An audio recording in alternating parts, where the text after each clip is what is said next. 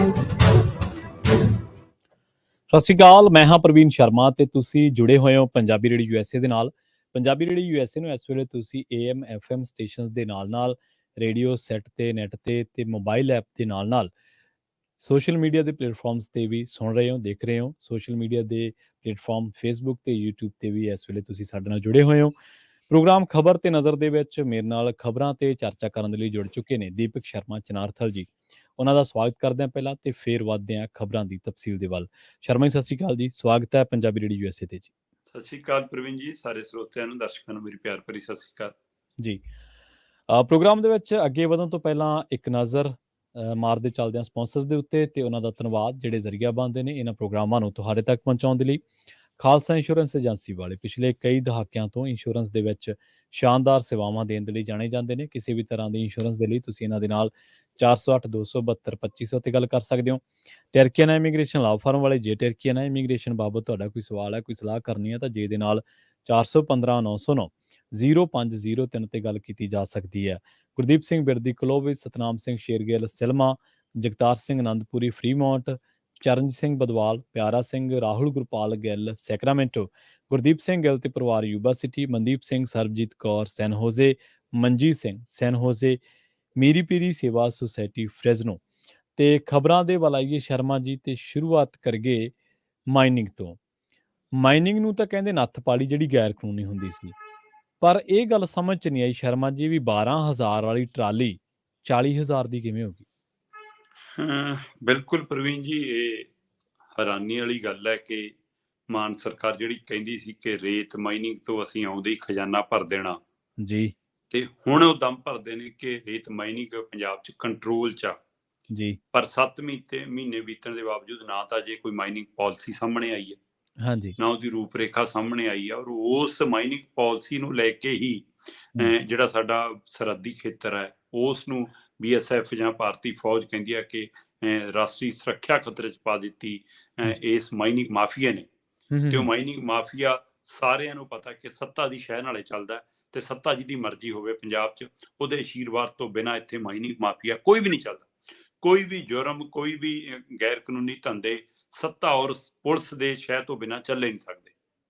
ਸੋ ਇਸ ਲਈ ਉੱਥੋਂ ਪੱਖ ਉੱਭਰ ਕੇ ਸਾਹਮਣੇ ਆਇਆ ਤੇ ਆਪਾਂ ਕੱਲ ਆਪਣੇ ਸਰੋਤਿਆਂ ਨਾਲ, ਦਰਸ਼ਕਾਂ ਨਾਲ ਇਹ ਗੱਲ ਸਾਂਝੀ ਕੀਤੀ ਸੀ ਕਿ 5 ਕਿਲੋਮੀਟਰ ਦੇ ਦਾਇਰੇ ਤੇ ਮਤਲਬ ਕਿ NOC ਲੈਣੀ ਪਿਆ ਕਰੇਗੀ। ਹੁਣ ਉਸ ਦਾ ਖਰੜਾ, ਉਸ ਦੀ ਰੂਪਰੇਖਾ ਤਿਆਰ ਹੋ ਗਈ ਹੈ। ਮਾਮਲਾ ਹਾਈ ਕੋਰਟ ਦੇ ਵਿੱਚ ਵੀ ਬਿਆਨ ਦੇ ਵਿੱਚ ਹੈਗਾ। ਸੋ ਉਸ ਨੂੰ ਲੈ ਕੇ ਹੀ ਭਾਰਤੀ ਫੌਜ ਨੇ ਬਕਾਇਦਾ ਪੰਜਾਬ ਸਰਕਾਰ ਨੂੰ ਚਿੱਠੀ ਲਿਖ ਦਿੱਤੀ ਹੈ। ਚਿੱਠੀ ਦੇ ਨਾਲ 4 ਤੋਂ 5 ਬੈਠਕਾਂ BSF ਤੇ ਭਾਰਤੀ ਫੌਜ ਦੀਆਂ ਕ੍ਰਿਸ਼ਨ ਕੁਮਾਰ ਹੋਰਾਂ ਨਾਲ ਹੋ ਚੁੱਕੀਆਂ ਆ ਪਿਛਲੇ ਮਹੀਨੇ ਦੇ ਦਰਮਿਆਨ ਹੀ। 1 ਮਹੀਨੇ 'ਚ 4 ਤੋਂ 5 ਬੈਠਕਾਂ ਹੋ ਚੁੱਕੀਆਂ ਤੇ ਉਸ ਤੋਂ ਬਾਅਦ ਉਹਨਾਂ ਨੇ ਉਹਨੂੰ ਪੂਰਾ ਉਸ ਨੂੰ ਲੈ ਕੇ ਚਿੱਠੀ ਲਿਖੀ, ਜਿਹਦੀ ਗੱਲ ਆਪਾਂ ਵਿਸਤਾਰਤ ਜ਼ਿਕਰ ਪਹਿਲਾਂ ਹੀ ਕਰ ਚੁੱਕੇ ਹਾਂ। ਸੋ ਇਸ ਲਈ ਜਿਹਨੇ ਉਹ ਮਾਮਲਾ ਪੂਰਾ ਸਮਝਣਾ ਹੋਵੇ ਸਾਡਾ ਕੱਲ ਦਾ ਪ੍ਰੋਗਰਾਮ ਵੀ ਸੁਣ ਸਕਦਾ। ਜੀ ਬਿਲਕੁਲ। ਹਾਂ, ਹੁਣ ਸਵਾਲ ਖੜਾ ਹੈ ਕਿ ਜੇਕਰ ਮਾਈਨਿੰਗ ਬੰਦ ਹੈ ਪ੍ਰਵੀਨ ਜੀ, ਇੱਕ ਪਾਸੇ ਤਾਂ ਅਜੇ ਪਾਲਿਸੀ ਵੀ ਨਹੀਂ ਨਵੀਂ ਆਈ, ਦੂਸਰੀ ਜਿਹੜੀ ਮਾਈਨਿੰਗ ਚੱਲਦੀ ਸੀ ਉਹਦੇ ਪਰ ਰੋਕ ਹੈ ਤੇ ਇਹਦਾ ਮਤਲਬ ਕਿ ਸਿਰਫ ਜਿਹੜੀਆਂ ਤੈਅ ਸਾਈਟਾਂ ਨੇ ਉੱਥੋਂ ਹੀ ਰੇਤ ਨਿਕਲ ਰਿਹਾ ਜਾਂ ਬਾਹਰਲਿਆਂ ਥਾਵਾਂ ਤੋਂ ਆਉਂਦਾ ਹੈ। ਤੇ ਫਿਰ ਇਹ ਕੀ ਮਤਲਬ ਕਿ ਇਸ ਲਈ ਰੇਤ ਮਹਿੰਗਾ ਹੋ ਗਿਆ ਕਿ ਰੇਤ ਕੱਢਿਆ ਨਹੀਂ ਜਾ ਰਿਹਾ ਖੱਡਾਂ ਚੋਂ ਤਾਂ ਮਹਿੰਗਾ, ਮਾਈਨਿੰਗ ਹੋ ਨਹੀਂ ਰਹੀ ਤਾਂ ਮਹਿੰਗਾ। ਪਰ ਜਦੋਂ ਪਰਤਾਂ ਫੁੱਲੀਆਂ ਜਾਂਦੀਆਂ, ਜਦੋਂ ਚੈੱਕ ਕੀਤਾ ਜਾਂਦਾ ਜ਼ਿਲ੍ਹਾ ਬਾਈ ਜਿਹੜੇ ਇਲਾਕੇ ਦੇ ਵਿੱਚ, ਜਿਵੇਂ ਅਨੰਦਪੁਰ ਸਾਹਿਬ ਵਾਲੀ, ਰੋਪੜ ਵਾਲੀ ਸਾਰੀ ਬੈਲਟ ਹੈ, ਇਸੇ ਤਰ੍ਹਾਂ ਪਠਾਨਕੋਟ ਵਾਲੀ ਸਾਰੀ ਬੈਲਟ ਹੈ, ਨੰਗਲ ਤੋਂ ਅੱਗੇ ਵਾਲੀ ਸਾਰੀ ਬੈਲਟ ਹੈ, ਜਾਂ ਚਮਕੌਰ ਸਾਹਿਬ ਇੱਧਰ ਮਰਿੰਡੇ ਵਾਲੀ ਬੈਲਟ ਹੈ, ਇਸ ਖੇਤਰ ਦੇ ਵਿੱਚ ਜਦੋਂ ਪਤਾ ਕੀਤਾ ਜਾਂਦਾ ਕਹਿੰਦੇ ਬਾਈ ਜੀ ਪਹਿਲਾਂ ਨਾਲੋਂ ਜ਼ਿਆਦਾ ਹੈ। ਅੱਗੇ ਤਾਂ ਕਹਿੰਦੇ ਰਾਤ ਨੂੰ ਟਿੱਪਰ ਲੰਘਦੇ ਸੀ, ਹੁਣ ਦਿਨੇ ਵੀ ਤੇ ਰਾਤ ਨੂੰ ਵੀ 24 ਘੰਟੇ ਟਿੱਪਰ ਲੰਘਦੇ ਨੇ ਜੀ। ਭਲਾਣ ਭੱਲੜੀ ਖੇਤਰ ਜਿਹੜਾ ਬਹੁਤ ਸਾਊ ਖੇਤਰ ਵਜੋਂ ਅਨੰਦਪੁਰ ਸਾਹਿਬ ਦੀ ਬੈਲਟ ਦੇ ਵਿੱਚ ਜਾਣਿਆ ਜਾਂਦਾ ਹੈ, ਉਸ ਖੇਤਰ ਦੀਆਂ ਵੀਡੀਓ ਪਾਈਆਂ ਨੇ ਆਪਣਾ ਇਹਨਾਂ ਨੇ ਕਿ ਖਹਿਰੇ ਨੇ, ਸੁਖਪਾਲ ਖਹਿਰੇ ਨੇ ਵੀਡੀਓ ਸ਼ੇਅਰ ਕੀਤੀਆਂ ਨੇ ਤੇ ਪੁੱਛਿਆ ਕਿ ਮੰਤਰੀ ਸਾਹਿਬ, ਮਾਈਨਿੰਗ ਮੰਤਰੀ ਸਾਹਿਬ, ਤੁਹਾਡਾ ਇਲਾਕਾ ਹੈ ਤੇ ਜਵਾਬ ਦੇ ਦਿਓ ਕਿ ਵੀਡੀਓ ਗਲਤ ਹੈ ਕਿ ਸਹੀ ਹੈ ਜੀ। ਹੁਣ ਦੇਣ ਭਲਾਣ ਖੇਤਰ ਦੇ ਵਿੱਚ ਜੇਕਰ ਮਾਈਨਿੰਗ ਹੋ ਰਹੀ, ਪਿਛਲੇ ਦਿਨਾਂ ਦੇ ਵਿੱਚ ਇਹਨਾਂ ਪਿੰਡਾਂ ਦੀਆਂ ਬੀਬੀਆਂ ਨੇ ਧਰਨਾ ਲਾਤਾ ਸੀ। ਹਾਂਜੀ, ਲਾਇਆ ਪਹਿਲਾਂ ਦੀ ਉਹ ਗੱਲ ਹਾਂਜੀ। ਸੋ ਇਸ ਲਈ ਇੱਥੋਂ ਤੁਸੀਂ ਅੰਦਾਜ਼ਾ ਲਾ ਸਕਦੇ ਹੋ, ਮਤਲਬ ਜਦੋਂ ਮੰਤਰੀ ਦੇ ਹਲਕੇ ਦੇ ਵਿੱਚ, ਮੰਤਰੀ ਦੇ ਆਪਣੇ ਖੇਤਰ ਦੇ ਵਿੱਚ, ਨੰਗਲ ਦੇ ਆਲੇ ਦੁਆਲੇ ਦੇ ਖੇਤਰ ਦੇ ਵਿੱਚ ਮਾਈਨਿੰਗ ਹੋ ਰਹੀ ਹੈ, ਤਾਂ ਬਾਕੀ ਪੰਜਾਬ ਦਾ ਹਾਲ ਕੀ ਹੋਊਗਾ।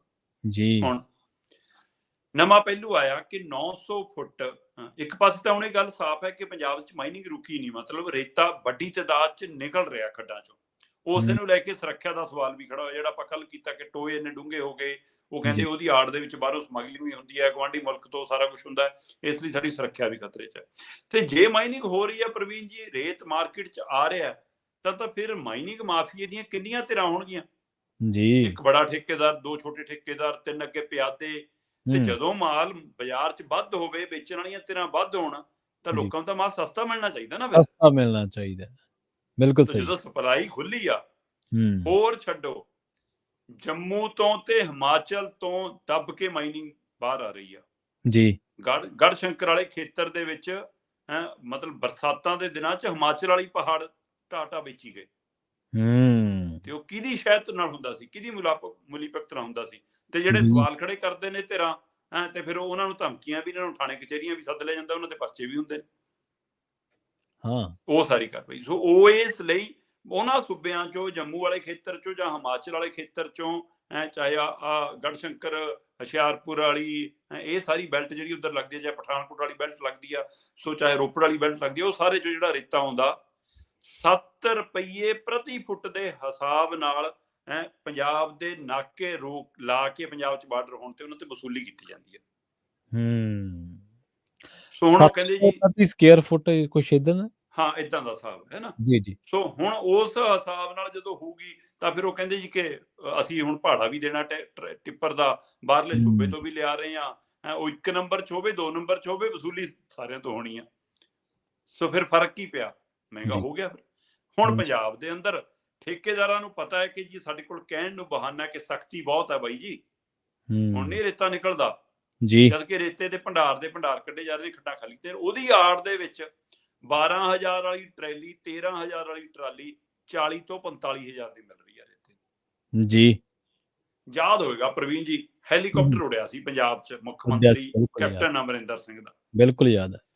ਤੇ ਉਦੋਂ ਤੁਹਾਨੂੰ ਮੈਨੂੰ ਵੀ ਐ ਲੱਗਿਆ ਸੀ ਕਿ ਲੈ ਬਾਈ, ਰੇਤ ਮਾਫੀਆ ਤਾਂ ਹੁਣ ਟੰਗਿਆ ਗਿਆ, ਕਿ ਹੁਣ ਕੈਪਟਨ ਇਸ ਮਾਮਲੇ 'ਚ ਤਾਂ ਸਿਰੇ ਲਾ ਦੂਗਾ, ਕਿਉਂਕਿ ਕੈਪਟਨ ਦੀ ਇੱਕ ਦਿੱਖ ਬਣੀ ਸੀ ਜੀ, ਮੁੰਡੇ ਵਾਲਾ ਕੈਪਟਨ। ਬਿਲਕੁਲ ਸੀਗੀ। ਸੋ ਉਦਣ ਇਹ ਪਤਾ ਲੱਗਿਆ ਕਿ ਉਹ ਜਹਾਜ਼ ਉਤਰਨ ਤੋਂ ਪਹਿਲਾਂ ਹੀ ਰਾਜ ਮਹਿਲ ਨੂੰ ਰੰਗ ਹੋ ਗਿਆ, ਕਹਿੰਦੇ ਨਵਾਂ। ਤੇ ਉਹ ਪਟਿਆਲੇ ਰੰਗ ਹੋਣਾ, ਇੱਧਰ ਫਾਰਮ ਹਾਊਸ 'ਚ ਨਵਾਂ ਫਰਨੀਚਰ ਆਉਣਾ, ਇਹ ਚਰਚਾਵਾਂ ਫਿਰ ਚੱਲੀਆਂ। ਸੋ ਸਾਰੇ ਰੰਗ ਭਾਗ ਕਿੱਥੋਂ ਲੱਗੇ, ਫਿਰ ਮੁੜ ਕੇ ਨਹੀਂ ਹੈਲੀਕਾਪਟਰ ਉੜਿਆ ਜੀ। ਫਿਰ ਚੰਨੀ ਜੀ ਆ ਗਏ। ਚੰਨੀ ਜੀ ਨੇ ਪਹਿਲੇ ਦਿਨੇ ਮੇਜ ਲਾਇਆ ਤੇ ਕਹਿੰਦੇ ਬਾਈ, ਦੇਸੀ ਬੰਦਾ, ਆ ਖੇਸੀ ਦੀ ਬੁੱਕਲ ਮਾਰ ਕੇ ਬੈਠਾ, ਹੋਰ ਜਿਹੜਾ ਮਰਜੀ ਆ ਜਾਓ, ਮਾਈਨਿੰਗ ਵਾਲੇ ਮੈਨੂੰ ਮਿਲਣ ਆਉਣ ਜੀ। ਤੇ ਮਾਈਨਿੰਗ ਵਾਲੇ ਕਹਿੰਦੇ ਬਾਈ, ਪਹਿਲਾ ਸੱਦਾ ਹੀ ਸਾਨੂੰ ਹੈ, ਤਾਂ ਸਾਨੂੰ ਇਹ ਕਿਹਾ ਕਿ ਤੁਸੀਂ ਆ ਜਾਓ ਝੋਲਾ ਲੈ ਕੇ ਜੀ। ਸੋ ਕਹਿੰਦੇ ਕਿ ਥਾਣੇਦਾਰ ਬਦਲ ਜਾਵੇ ਤਾਂ ਸਾਰੇ ਗੈਰ ਕਾਨੂੰਨੀ ਧੰਦਿਆਂ ਦਾ ਭਾਅ ਵੱਧ ਜਾਂਦਾ। ਬਿਲਕੁਲ, ਕਿ ਹਾਂ ਵੀ ਹੁਣ ਪੁਰਾਣੇ ਕਮਿਸ਼ਨ ਤੋਂ ਉੱਪਰ ਲੈਣਾ, ਨਵਾਂ ਕਮਿਸ਼ਨ, ਨਵਾਂ ਰੇਟ ਤੈਅ ਹੁੰਦਾ। ਸੋ ਇਸ ਲਈ ਕਹਿੰਦੇ ਕਿ ਪਹਿਲਾ ਸੱਦਾ ਸੀ ਉਹ। ਉਸੇ ਤਰ੍ਹਾਂ ਹੁਣ ਵਾਲੇ ਕਹਿੰਦੇ ਕਿ ਅਸੀਂ ਤਾਂ ਮਾਈਨਿੰਗ ਹੋਣੇ ਨਹੀਂ ਦੇਣੀ, ਅਸੀਂ ਤਾਂ ਭ੍ਰਸ਼ਟਾਚਾਰ ਹੋਣੇ ਨਹੀਂ ਦੇਣਾ ਜੀ। ਤੇ ਇੱਧਰ ਲੋਕਾਂ ਦੀ ਲੁੱਟ ਵੀ ਹੋ ਰਹੀ ਹੈ ਤੇ ਮਾਈਨਿੰਗ ਵੀ ਹੋ ਰਹੀ ਹੈ। ਘਟੀਆ ਤੋਂ ਘਟੀਆ ਬਜਰੀ ਇਸ ਮੌਕੇ 30,000 ਦੀ ਟਰੈਲੀ ਮਿਲਦੀ ਆ ਜੀ। ਤੇ ਜੇ ਤੁਸੀਂ ਕਹਿੰਦੇ ਆ ਵਧੀਆ ਬਜਰੀ ਲੈਣੀ ਆ, ਉਹ ਵੀ ਠੀਕ ਠਾਕ ਆ, ਮਿਕਸ ਵਾਲੀ, ਉਹ ਵੀ 40-42,000 ਦੀ ਟਰੈਲੀ ਆ। ਠੀਕ ਹੈ। 900 ਫੁੱਟ ਰੇਤ ਵਾਲਾ ਮਤਲਬ ਜਿਹੜਾ ਟਿੱਪਰ ਆ, ਉਹ ਜੀ 40 ਤੋਂ 50-45,000 ਦਾ ਹੋ ਗਿਆ। ਠੀਕ ਹੈ। ਜਿਹੜਾ 12-13,000 ਚ ਚੰਨੀ ਦੇ ਟਾਈਮ 'ਚ ਮਿਲਿਆ ਸੀ, ਜਦੋਂ ਉਹਨੇ ਮਾਈਨਿੰਗ ਮਾਫੀਆ ਨੂੰ ਹਾਕ ਮਾਰੀ ਸੀ। ਤੇ ਇਸ ਲਈ ਇੱਕ ਪਾਸੇ ਫੌਜ ਦਾ ਮਤਲਬ ਫਿਕਰਮੰਦੀ, ਬਾਰਡਰਾਂ ਤੇ ਸੁਰੱਖਿਆ ਦਾ ਖਤਰਾ, ਉਹਨਾਂ ਨੇ ਚਿੱਠੀ ਵੀ ਲਿਖਤੀ, ਹਾਈ ਕੋਰਟ 'ਚ ਵੀ ਮਾਮਲਾ ਧਿਆਨ 'ਚ ਲੈਤਾ, ਪੰਜਾਬ ਸਰਕਾਰ ਨਾਲ ਮੀਟਿੰਗਾਂ ਵੀ ਕਰ ਲੀਆਂ। ਇੱਧਰ ਵਿਰੋਧੀ ਧਿਰਾਂ ਦੇ ਲੀਡਰਾਂ ਵੱਲੋਂ ਵੀਡੀਓ ਜਾਰੀ, ਮਾਈਨਿੰਗ ਮਾਫੀਏ ਦੇ ਮਤਲਬ ਹਵਾਲੇ ਨਾਲ ਜਾਂ ਮਾਈਨਿੰਗ ਮੰਤਰੀ ਦੇ ਖੇਤਰ ਤੋਂ। ਤੇ ਦੂਸਰੇ ਪਾਸੇ ਲੋਕਾਂ 'ਚ ਹਾਹਾਕਾਰ ਕਿ ਹੁਣ ਘਰ ਬਣਾਉਣ ਜੋਗੇ ਵੀ ਨਹੀਂ ਰਹੇ, ਸੀਮੈਂਟ ਖਰੀਦਣ ਜੋਗੇ ਪੈਸੇ ਹੈਗੇ, ਪਰ ਰੇਤਾ ਖਰੀਦਣਾ ਮਹਿੰਗਾ ਹੋ ਗਿਆ ਕਹਿੰਦੇ। ਸੀਮੈਂਟ ਸਰੀਆ ਲੈ ਸਕਦੇ ਆ, ਰੇਤੇ ਵਾਲਾ ਹੀ ਮਸਲਾ ਬੜਾ। ਤੇ ਉੱਪਰ ਦੀ ਕਹਿੰਦੇ ਲੈਣ ਤੋਂ ਬਾਅਦ ਵੀ 40,000 ਦੇਣ ਤੋਂ ਬਾਅਦ ਵੀ ਡਰ ਲੈਂਦਾ ਕਿ ਕਿਤੇ ਕੋਈ ਅਫਸਰ ਨਾ ਆ ਜਾਵੇ ਕਿ ਹਾਂ ਵੀ ਤੁਸੀਂ ਮਾਈਨਿੰਗ ਵਾਲਾ ਰੇਤਾ ਲਿਆਂਦਾ ਸੋ ਇਸ ਲਈ ਆਹ ਸਥਿਤੀ ਚੋਂ ਪੰਜਾਬ ਲੰਘ ਰਿਹਾ ਬਾਈ ਜੀ, ਕੁਛ ਨਹੀਂ ਬਦਲਿਆ, ਥਾਣੇਦਾਰ ਬਦਲਿਆ ਤੇ ਕਮਿਸ਼ਨ ਵਧ ਗਿਆ। ਬਿਲਕੁਲ ਸਹੀ ਕਿਹਾ ਤੁਸੀਂ। ਵੈਸੇ ਇਹ ਹੈਰਾਨੀ ਵਾਲੀ ਗੱਲ ਹੈ ਕਿ ਜਦੋਂ ਚੀਜ਼ ਬਹੁਤਾਤ ਦੇ ਵਿੱਚ ਹੋਵੇ ਤੇ ਉਦੋਂ ਵੀ ਮਹਿੰਗੀ ਹੋ ਜਾਏ ਸ਼ਰਮਾ ਜੀ। ਹਾਂ ਜੀ, ਅਗਲੀ ਖਬਰ ਵੱਲ ਵਧੀਏ ਸ਼ਰਮਾ ਜੀ, ਤੇ ਅਗਲੀ ਖਬਰ ਵੀ ਸਰਕਾਰ ਨਾਲ ਹੀ ਜੁੜਦੀ ਹੈ। ਪਰਾਲੀ ਦੇ ਮਸਲੇ ਤੇ ਕੇਜਰੀਵਾਲ ਨੇ ਸਰਕਾਰ ਤੋਂ ਅਸਤੀਫਾ ਮੰਗ ਲਿਆ। ਬਿਲਕੁਲ ਜੀ। ਜੀ, ਅਰਵਿੰਦ ਕੇਜਰੀਵਾਲ ਕਹਿੰਦੇ ਕਿ ਜੇਕਰ ਸਰਕਾਰ ਪ੍ਰਦੂਸ਼ਣ ਨੂੰ ਕੰਟਰੋਲ ਨਹੀਂ ਕਰ ਸਕਦੀ, ਪਰਾਲੀ ਦਾ ਸਹੀ ਪ੍ਰਬੰਧਨ ਨਹੀਂ ਕਰ ਸਕਦੀ, ਤਾਂ ਉਹ ਸਰਕਾਰ ਨੂੰ ਅਸਤੀਫਾ ਦੇ ਦੇਣਾ ਚਾਹੀਦਾ। ਹੁਣ ਦਰਸ਼ਕ ਸੋਚਦੇ ਹੋਣਗੇ ਕਿ ਪਤਾ ਨਹੀਂ ਭਗਵੰਤ ਮਾਨ ਤੋਂ ਅਸਤੀਫਾ ਮੰਗ ਰਿਹਾ। ਨਹੀਂ, ਪੰਜਾਬ 'ਚ ਪਰਾਲੀ ਸੜਦੀ ਸੀ ਕੈਪਟਨ ਦੇ ਟਾਈਮ 'ਚ, ਪੰਜਾਬ 'ਚ ਪਰਾਲੀ ਸੜਦੀ ਸੀ ਬਾਦਲ ਦੇ ਟਾਈਮ 'ਚ, ਪੰਜਾਬ 'ਚ ਪਰਾਲੀ ਸੜਦੀ ਸੀ ਚੰਨੀ ਦੇ ਟਾਈਮ 'ਚ, ਤਾਂ ਸਭ ਤੋਂ ਵੱਧ ਸੇਕ ਕੇਜਰੀਵਾਲ ਦੀ ਸਰਕਾਰ ਨੂੰ ਜਾਂ ਦਿੱਲੀ ਨੂੰ ਜਾਂਦਾ ਸੀ। ਤੇ ਕੇਜਰੀਵਾਲ ਬਹੁਤ ਤਾਹਾਂ ਮਾਰ ਕੇ ਪਿੱਟਦਾ ਸੀ ਕਿ ਦੇਖੋ ਜੀ ਪੰਜਾਬ 'ਚ ਅੱਗ ਲੱਗਦੀ ਹੈ, ਇਹ ਸਰਕਾਰਾਂ ਕੁਛ ਨਹੀਂ ਕਰਨ ਜੋਗੀਆਂ, ਇਹ ਨਲਾਇਕ ਨੇ ਤੇ ਇਸ ਲਈ ਜੀ ਦਿੱਲੀ ਦੇ ਵਿੱਚ ਪ੍ਰਦੂਸ਼ਣ ਫੈਲਦਾ। ਤੇ ਬੜਾ ਸੇਕ ਲੱਗਦਾ ਸੀ ਦਿੱਲੀ ਨੂੰ ਕਿ ਹਾਂ ਜੀ, ਮਤਲਬ ਅੱਗ ਪੰਜਾਬ 'ਚ ਲੱਗਦੀ ਸੀ, ਧੂੰਆਂ ਦਿੱਲੀ ਪਹੁੰਚ ਜਾਂਦਾ ਸੀ। ਜਦ ਕੇਜਰੀਵਾਲ ਵੀ ਟੱਪਦਾ ਸੀ, ਮੋਦੀ ਵੀ ਟੱਪਦਾ ਸੀ। ਤੇ ਟੱਪ ਕੇਜਰੀਵਾਲ ਵੀ ਹੁਣ ਰਹੇ ਨੇ, ਟੱਪ ਮੋਦੀ ਵੀ ਹੁਣ ਰਹੇ ਨੇ। ਪਰ ਹੁਣ ਕੇਜਰੀਵਾਲ ਟੱਪ ਰਹੇ ਨੇ, ਉਹ ਕਹਿੰਦੇ ਭਗਵੰਤ ਮਾਨ ਨਹੀਂ ਅੱਗ ਲਵਾ ਰਿਹਾ, ਭਗਵੰਤ ਮਾਨ ਦੇ ਰਾਜ 'ਚ ਨਹੀਂ ਅੱਗ ਲੱਗਦੀ, ਵਿਚਾਰੇ ਕਿਸਾਨ ਹੁਣ ਵਿਚਾਰੇ ਹੋ ਗਏ ਕਿਸਾਨ। ਉਸ ਸਮੇਂ ਤੱਕ ਇਹਨਾਂ ਹੀ ਕਿਸਾਨਾਂ ਨੂੰ ਕਟਹਿਰੇ 'ਚ ਖੜੇ ਕਰਦੇ ਸੀ ਕੇਜਰੀਵਾਲ ਵੀ। ਹੁਣ ਕਹਿੰਦੇ ਇਹ ਪੂਰੇ ਉੱਤਰੀ ਭਾਰਤ ਦੀ ਸਥਿਤੀ ਹੈ। ਪਹਿਲਾਂ ਪੰਜਾਬ ਨੂੰ ਬਦਨਾਮ ਕਰਦੀ ਸੀ ਇਹੀ ਕੇਜਰੀਵਾਲ, ਹੁਣ ਉਹ ਉੱਤਰੀ ਭਾਰਤ ਨੂੰ ਬਦਨਾਮ ਕਰਦੇ, ਕਿਉਂਕਿ ਪੰਜਾਬ ਨੂੰ ਬਦਨਾਮ ਕਰਨ ਦਾ ਠੇਕਾ ਅੱਜ ਕੱਲ੍ਹ ਖੱਟਰ ਨੇ ਲਿਆ ਹੋਇਆ। ਹਾਂਜੀ, ਇਹ ਸਹੀ ਹੈ। ਉਹ ਠੇਕੇਦਾਰ ਹੁਣ ਖੱਟਰ ਬਣੇ ਨੇ। ਸੋ ਖੱਟਰ ਨੇ ਕੱਲ ਬਿਆਨ ਦੱਸਿਆ ਕਿ ਜੀ ਸਾਡੇ ਤਾਂ ਇਸ ਵਾਰ ਪਰਾਲੀ ਸੜੀ ਹੋ ਨਹੀਂ, ਸਾਰੀ ਪੰਜਾਬ 'ਚ ਸੜ ਰਹੀ ਹੈ, ਸਾਰੀ ਪੰਜਾਬ। ਇੱਕ ਅੰਕੜਿਆਂ ਦੀ ਖੇਡ ਹੈ ਪ੍ਰਵੀਨ ਜੀ। ਸਰਹੱਦ ਤੇ ਮਤਲਬ ਬਾਰਡਰਾਂ ਦੀ ਸਰਹੱਦ ਤੇ ਪਹਿਲਾ ਗੋਲਾ ਕਿਹਨੇ ਦਾਗਿਆ, ਪਹਿਲੀ ਗੋਲੀ ਕਿਹਨੇ ਚਲਾਈ, ਉਹ ਸੀਜ਼ ਫਾਇਰ ਤੋੜਤਾ ਜੀ। ਕਹਿੰਦੇ ਅਸੀਂ ਜਵਾਬੀ ਕਾਰਵਾਈ ਕੀਤੀ। ਤੁਸੀਂ ਭਾਰਤ ਵਾਲੇ ਹਵਾਲੇ ਨਾਲ ਖਬਰਾਂ ਫਰੋਲੋਗੇ ਤਾਂ ਤੁਹਾਡੇ ਕੋਲ ਇਹੀ ਖਬਰ ਆਊਗੀ ਕਿ ਜੀ ਗਵਾਂਢੀ ਮੁਲਕ ਨੇ ਸ਼ਰਾਰਤ ਕੀਤੀ, ਅਸੀਂ ਜਵਾਬੀ ਕਾਰਵਾਈ ਕੀਤੀ। ਉਧਰ ਦਾ ਮੀਡੀਆ ਫਰੋਲੋਗੇ, ਉਹ ਕਹਿਣਗੇ ਜੀ ਭਾਰਤ ਵਾਲਿਆਂ ਨੇ ਕੀਤੀ ਸੀ, ਅਸੀਂ ਜਵਾਬੀ ਕਾਰਵਾਈ ਕੀਤੀ। ਸੋ ਖਬਰ ਸਾਡੇ ਕੋਲ ਕੌਣ ਪਹੁੰਚਾਊਗਾ? ਉੱਥੇ ਦਾ ਉਹਨਾਂ ਦਾ PR, ਕਿਉਂਕਿ ਬਾਰਡਰ ਤੇ ਤਾਂ ਮੀਡੀਆ ਹੈ ਨਹੀਂ ਹੈਗਾ। ਸੋ ਇਸੇ ਤਰ੍ਹਾਂ ਇਹ ਸਰਕਾਰੀ ਅੰਕੜੇ ਸਾਹਮਣੇ ਲਿਆਂਦੇ ਜਾਂਦੇ ਨੇ। ਖੱਟਰ ਦੇ ਅੰਕੜੇ ਕਹਿੰਦੇ ਨੇ ਕਿ ਪੰਜਾਬ 'ਚ 32% ਪਰਾਲੀ ਵੱਧ ਸੜੀ ਤੇ ਹਰਿਆਣੇ 'ਚ 19% ਘੱਟ ਸੜੀ। ਨਾ, ਹਰਿਆਣੇ 'ਚ 30% ਘੱਟ ਸੜੀ, ਪੰਜਾਬ 'ਚ 19% ਵੱਧ ਸੜੀ। ਠੀਕ ਹੈ। ਸੋ ਕਹਿੰਦੇ ਸਾਡੇ 30% ਘੱਟ ਗਈ ਤੇ ਪੰਜਾਬ 'ਚ 19% ਵੱਧ ਗਈ ਪਰਾਲੀ ਸੜਨ ਦੇ ਮਾਮਲੇ। ਸੋ ਹੁਣ ਇਹ ਖੱਟਰ ਸਰਕਾਰ ਦੇ ਅੰਕੜੇ ਨੇ, ਹੁਣ ਸਾਰਾ ਨੈਸ਼ਨਲ TV ਚਲਾਈ ਜਾਊਗਾ, ਸਾਰੇ ਗੋਗਾ ਗਾਈ ਜਾਣਗੇ। ਇਸੇ ਤਰ੍ਹਾਂ ਪੰਜਾਬ ਦੇ ਵਿੱਚ ਅੰਕੜਿਆਂ ਦੇ ਸਾਡੇ ਕੋਲ ਪਹੁੰਚਦੇ ਨੇ ਕਿ ਬਾਈ ਜੀ ਲੰਘੇ ਦਿਨ 3600 ਤੋਂ ਵੱਧ ਥਾਵਾਂ ਤੇ 3634 ਥਾਵਾਂ ਤੇ ਪਰਾਲੀ ਸੜੀ ਪੰਜਾਬ ਦੇ ਵਿੱਚ। ਸੋ ਇਹ ਅੰਕੜੇ ਨੇ, ਇਹੀ ਅੰਕੜੇ ਤੁਹਾਨੂੰ 1600 ਕਹਿ ਕੇ ਦੇ ਦੇਣ, ਮੀਡੀਆ 1600 ਦੀ ਗੱਲ ਕਰਨ ਲੱਗ ਜਾਊਗਾ। ਨਾ ਮੀਡੀਆ ਕੋਲ ਐਡਾ ਬੜਾ ਹੈਲੀਕਾਪਟਰ ਆ ਕੋਈ 4 ਸੀਟਰ 8 ਸੀਟਰ ਕੇ ਆਪ ਉਡਾ ਕੇ ਉਹ ਗਿਣਿਆ ਆਵੇ ਜਾ ਕੇ, ਨਾ ਐਡੀ ਬੜੀ ਸੋਰਸ ਨੇ ਕੋਈ। ਸੋ ਜਿਹੜੀਆਂ ਏਜੰਸੀਆਂ ਨੇ PTI UNI ਜਾਂ ਤਾਂ ਉਹ ਦਵੇ ਜਾਂ ਕੋਈ ਬੜਾ TV ਚਲਾ ਦੇਵੇ, ਫਿਰ ਉਹ ਤੋਂ ਅੰਕੜੇ ਲੈ ਕੇ ਸਾਰੇ ਗਣਾਉਣ ਲੱਗ ਜਾਂਦੇ ਨੇ, ਜਾਂ ਸਰਕਾਰ ਵੀਡੀਓ ਜਾਰੀ ਕਰ ਦੇਵੇ, ਭਗਵੰਤ ਮਾਨ ਜੀ ਸੋਸ਼ਲ ਮੀਡੀਆ ਤੇ ਆ ਜਾਣ। ਸੋ ਹੁਣ ਇੱਕ ਪਾਸੇ ਆ ਰਿਹਾ ਕਿ ਲੰਘੇ ਦਿਨ ਦੇ ਵਿੱਚ 3634 ਪਰਾਲੀ ਦੇ ਕੇਸ ਪੰਜਾਬ 'ਚ ਆਏ, ਜਿਹਦੇ ਨਾਲ ਪੰਜਾਬ ਦੀ ਆਬੋ ਹਵਾ ਖਰਾਬ ਹੋਈ। ਤੇ ਹੁਣ ਕਹਿੰਦੇ ਜੀ ਅੰਕੜੇ ਕਹੀ ਜਾਂਦੇ ਆ, ਇਹੀ ਸਰਕਾਰੀ ਅੰਕੜੇ, ਕਿ 19% ਪੰਜਾਬ 'ਚ ਮਾਮਲੇ ਵੱਧ ਕੇ ਹਰਿਆਣਾ ਕਹਿੰਦਾ ਜੀ ਸਾਡੇ 30.6% ਮਾਮਲੇ ਘਟ ਗਏ। ਸੋ ਹੁਣ ਹਰਿਆਣਾ ਵੀ ਪੰਜਾਬ ਨੂੰ ਬਦਨਾਮ ਕਰ ਰਿਹਾ, ਕੇਂਦਰ ਦੀ ਸਰਕਾਰ ਵੀ ਪੰਜਾਬ ਤੇ ਕੇਂਦਰੀ ਮੰਤਰੀ ਵੀ ਪੰਜਾਬ ਦੇ ਹਵਾਲੇ ਨਾਲ ਬੋਲੀ ਜਾਂਦੇ ਨੇ ਕਿ ਪੰਜਾਬ ਨੇ ਦਿੱਲੀ ਨੂੰ ਚੈਂਬਰ ਬਣਾ ਦਿੱਤਾ। ਕਹਿੰਦੇ ਕੇਂਦਰੀ ਮੰਤਰੀ ਦਾ ਬਿਆਨ ਹੈ, ਉਹ ਕਹਿੰਦੇ ਜੀ ਦਿੱਲੀ ਤਾਂ ਗੈਸ ਦਾ ਚੈਂਬਰ ਬਣਾ ਕੇ ਰੱਖ ਦਿੱਤੀ। ਇਹੀ ਬਿਆਨ ਕਦੇ ਕੇਜਰੀਵਾਲ ਦੇ ਮੰਤਰੀ, ਕੇਜਰੀਵਾਲ ਦੀ ਸਰਕਾਰ ਦਿੰਦੀ ਸੀ। ਸੋ ਹੁਣ ਕਹਿੰਦੇ ਕਿ ਕੇਂਦਰ ਸਰਕਾਰ ਅਸਤੀਫਾ ਦੇਵੇ ਕਿ ਉਹ ਸਮੁੱਚੇ ਉੱਤਰੀ ਭਾਰਤ ਦੇ ਵਿੱਚ ਪਰਾਲੀ ਦੇ ਪ੍ਰਬੰਧਨਾਂ 'ਚ ਨਾਕਾਮਯਾਬ ਰਹੀ ਆ। ਇਸ ਲਈ ਕਹਿੰਦੇ ਕਿ ਕਿਸੇ ਇੱਕ ਸੂਬੇ ਦਾ ਮਸਲਾ ਥੋੜਾ, ਇਹ ਤਾਂ 6-7 ਸੂਬਿਆਂ ਦਾ ਮਸਲਾ, ਤੇ ਜੇਕਰ ਇਹਨਾਂ ਸਾਰੇ ਸੂਬਿਆਂ 'ਚ ਪ੍ਰਬੰਧ ਨਹੀਂ ਸਹੀ ਹੋ ਰਿਹਾ ਤਾਂ ਇਹਦੇ ਲਈ ਕੇਂਦਰ ਜ਼ਿੰਮੇਵਾਰ ਹੈ, ਕੇਂਦਰ ਸਰਕਾਰ ਅਸਤੀਫਾ ਦੇ ਦੇਵੇ। ਸੋ ਇੱਧਰ ਭਗਵੰਤ ਮਾਨ ਜੀ ਕਹਿੰਦੇ ਕਿ ਕਿਸਾਨਾਂ ਨੂੰ ਬਦਨਾਮ ਕਰ ਰਹੀ ਹੈ ਮਤਲਬ ਕੇਂਦਰ ਸਰਕਾਰ। ਜੀ ਸੋ ਭਗਵੰਤ ਮਾਨ ਜੀ, ਤੁਹਾਡੀ ਮੁੱਖ ਮੰਤਰੀ ਬਣਨ ਤੋਂ ਪਹਿਲਾਂ ਇਹੀ ਗੱਲਾਂ ਤੁਹਾਡੀ ਆਮ ਆਦਮੀ ਪਾਰਟੀ ਦੇ ਸੁਪਰੀਮੋ ਅਰਵਿੰਦ ਕੇਜਰੀਵਾਲ ਤੇ ਉਹਨਾਂ ਦਾ ਪੂਰਾ ਲਾਲ ਲਸ਼ਕਰ ਬੋਲਦਾ ਹੁੰਦਾ ਸੀ ਪੰਜਾਬ ਬਾਰੇ, ਜਦ ਕਿਸਾਨ ਨਹੀਂ ਬਦਨਾਮ ਹੁੰਦੇ ਸੀ ਤੇ ਜਦ ਪਰਾਲੀ ਦਾ ਪ੍ਰਬੰਧ ਨਹੀਂ ਹੋ ਸਕਦਾ ਸੀ। ਸੋ ਪਰਾਲੀ ਤਦ ਵੀ ਸੜਦੀ ਸੀ, ਪਰਾਲੀ ਹੁਣ ਵੀ ਸੜ ਰਹੀ ਹੈ। ਪਰਾਲੀ ਤਦ ਵੀ ਸੜਨਾ ਗਲਤ ਸੀ, ਪਰਾਲੀ ਹੁਣ ਵੀ ਸੜਨਾ ਗਲਤ ਹੈ। ਪਰ ਕਿਸਾਨ ਕਹਿੰਦਾ ਸਾਨੂੰ ਮਸਲੇ ਦਾ ਹੱਲ ਦੱਸ ਦਿਓ, ਬਿਲਕੁਲ ਨਹੀਂ ਸਾੜਾਂਗੇ। ਕਿਸਾਨ ਕਹਿੰਦਾ ਮੈਨੂੰ ਵੀ ਪਤਾ ਕਿ ਸਾੜਨ ਨਾਲ ਮੇਰਾ ਵੀ ਫੇਫੜੇ ਖਰਾਬ ਹੋਣੇ ਆ, ਮੇਰੇ ਟੱਬਰ ਦੇ ਫੇਫੜੇ ਵੀ ਖਰਾਬ ਹੋਣੇ ਆ, ਮੇਰੀ ਪੰਜਾਬ ਦੀ ਆਬੋ ਹਵਾ ਵੀ ਖਰਾਬ ਹੋਣੀ ਆ, ਮੇਰੇ ਪਿੰਡ ਦੀ ਆਬੋ ਹਵਾ, ਉਹਨੂੰ ਵੀ ਪਤਾ। ਪਰ ਉਹ ਕਹਿੰਦਾ ਮੈਨੂੰ ਹੱਲ ਤਾਂ ਦੇ ਦਿਓ ਜੀ, ਚੱਕਣ ਆ ਜਾਇਆ ਕਰੋ। ਜਿੱਥੇ ਮੈਂ ਝੋਨਾ ਲੈ ਕੇ ਆਉਣਾ ਮੈਂ ਉੱਥੇ ਪਰਾਲੀ ਵੀ ਲਿਆ ਦਿਆ ਕਰੂੰਗਾ, ਨਾਲੇ ਪਰਾਲੀ ਖਰੀਦ ਲਿਆ ਕਰੋ ਉਸੇ ਮੰਡੀ 'ਚ, ਪਰਾਲੀ ਵੀ ਨਾਲ ਢੋ ਦਿਆ ਕਰਾਂਗੇ ਅਸੀਂ ਜੀ, ਖਰੀਦੋ। ਸੋ ਜਰਮਨੀ ਵਾਲਾ ਪਲਾਂਟ ਲੱਗਿਆ ਤੇ ਫਿਰ ਪਰਾਲੀ ਕਿਉਂ ਸੜ ਰਹੀ ਹੈ? ਹੁਣ ਤਾਂ ਸਾਰੀ ਪਰਾਲੀ ਉੱਥੇ ਆ ਜਾਣੀ ਚਾਹੀਦੀ ਸੀ ਜੀ। ਬਿਲਕੁਲ, ਤੇ ਉਦਘਾਟਨ ਕਰਕੇ ਆਏ ਨੇ ਮੁੱਖ ਮੰਤਰੀ ਸਾਹਿਬ ਤਾਜ਼ਾ।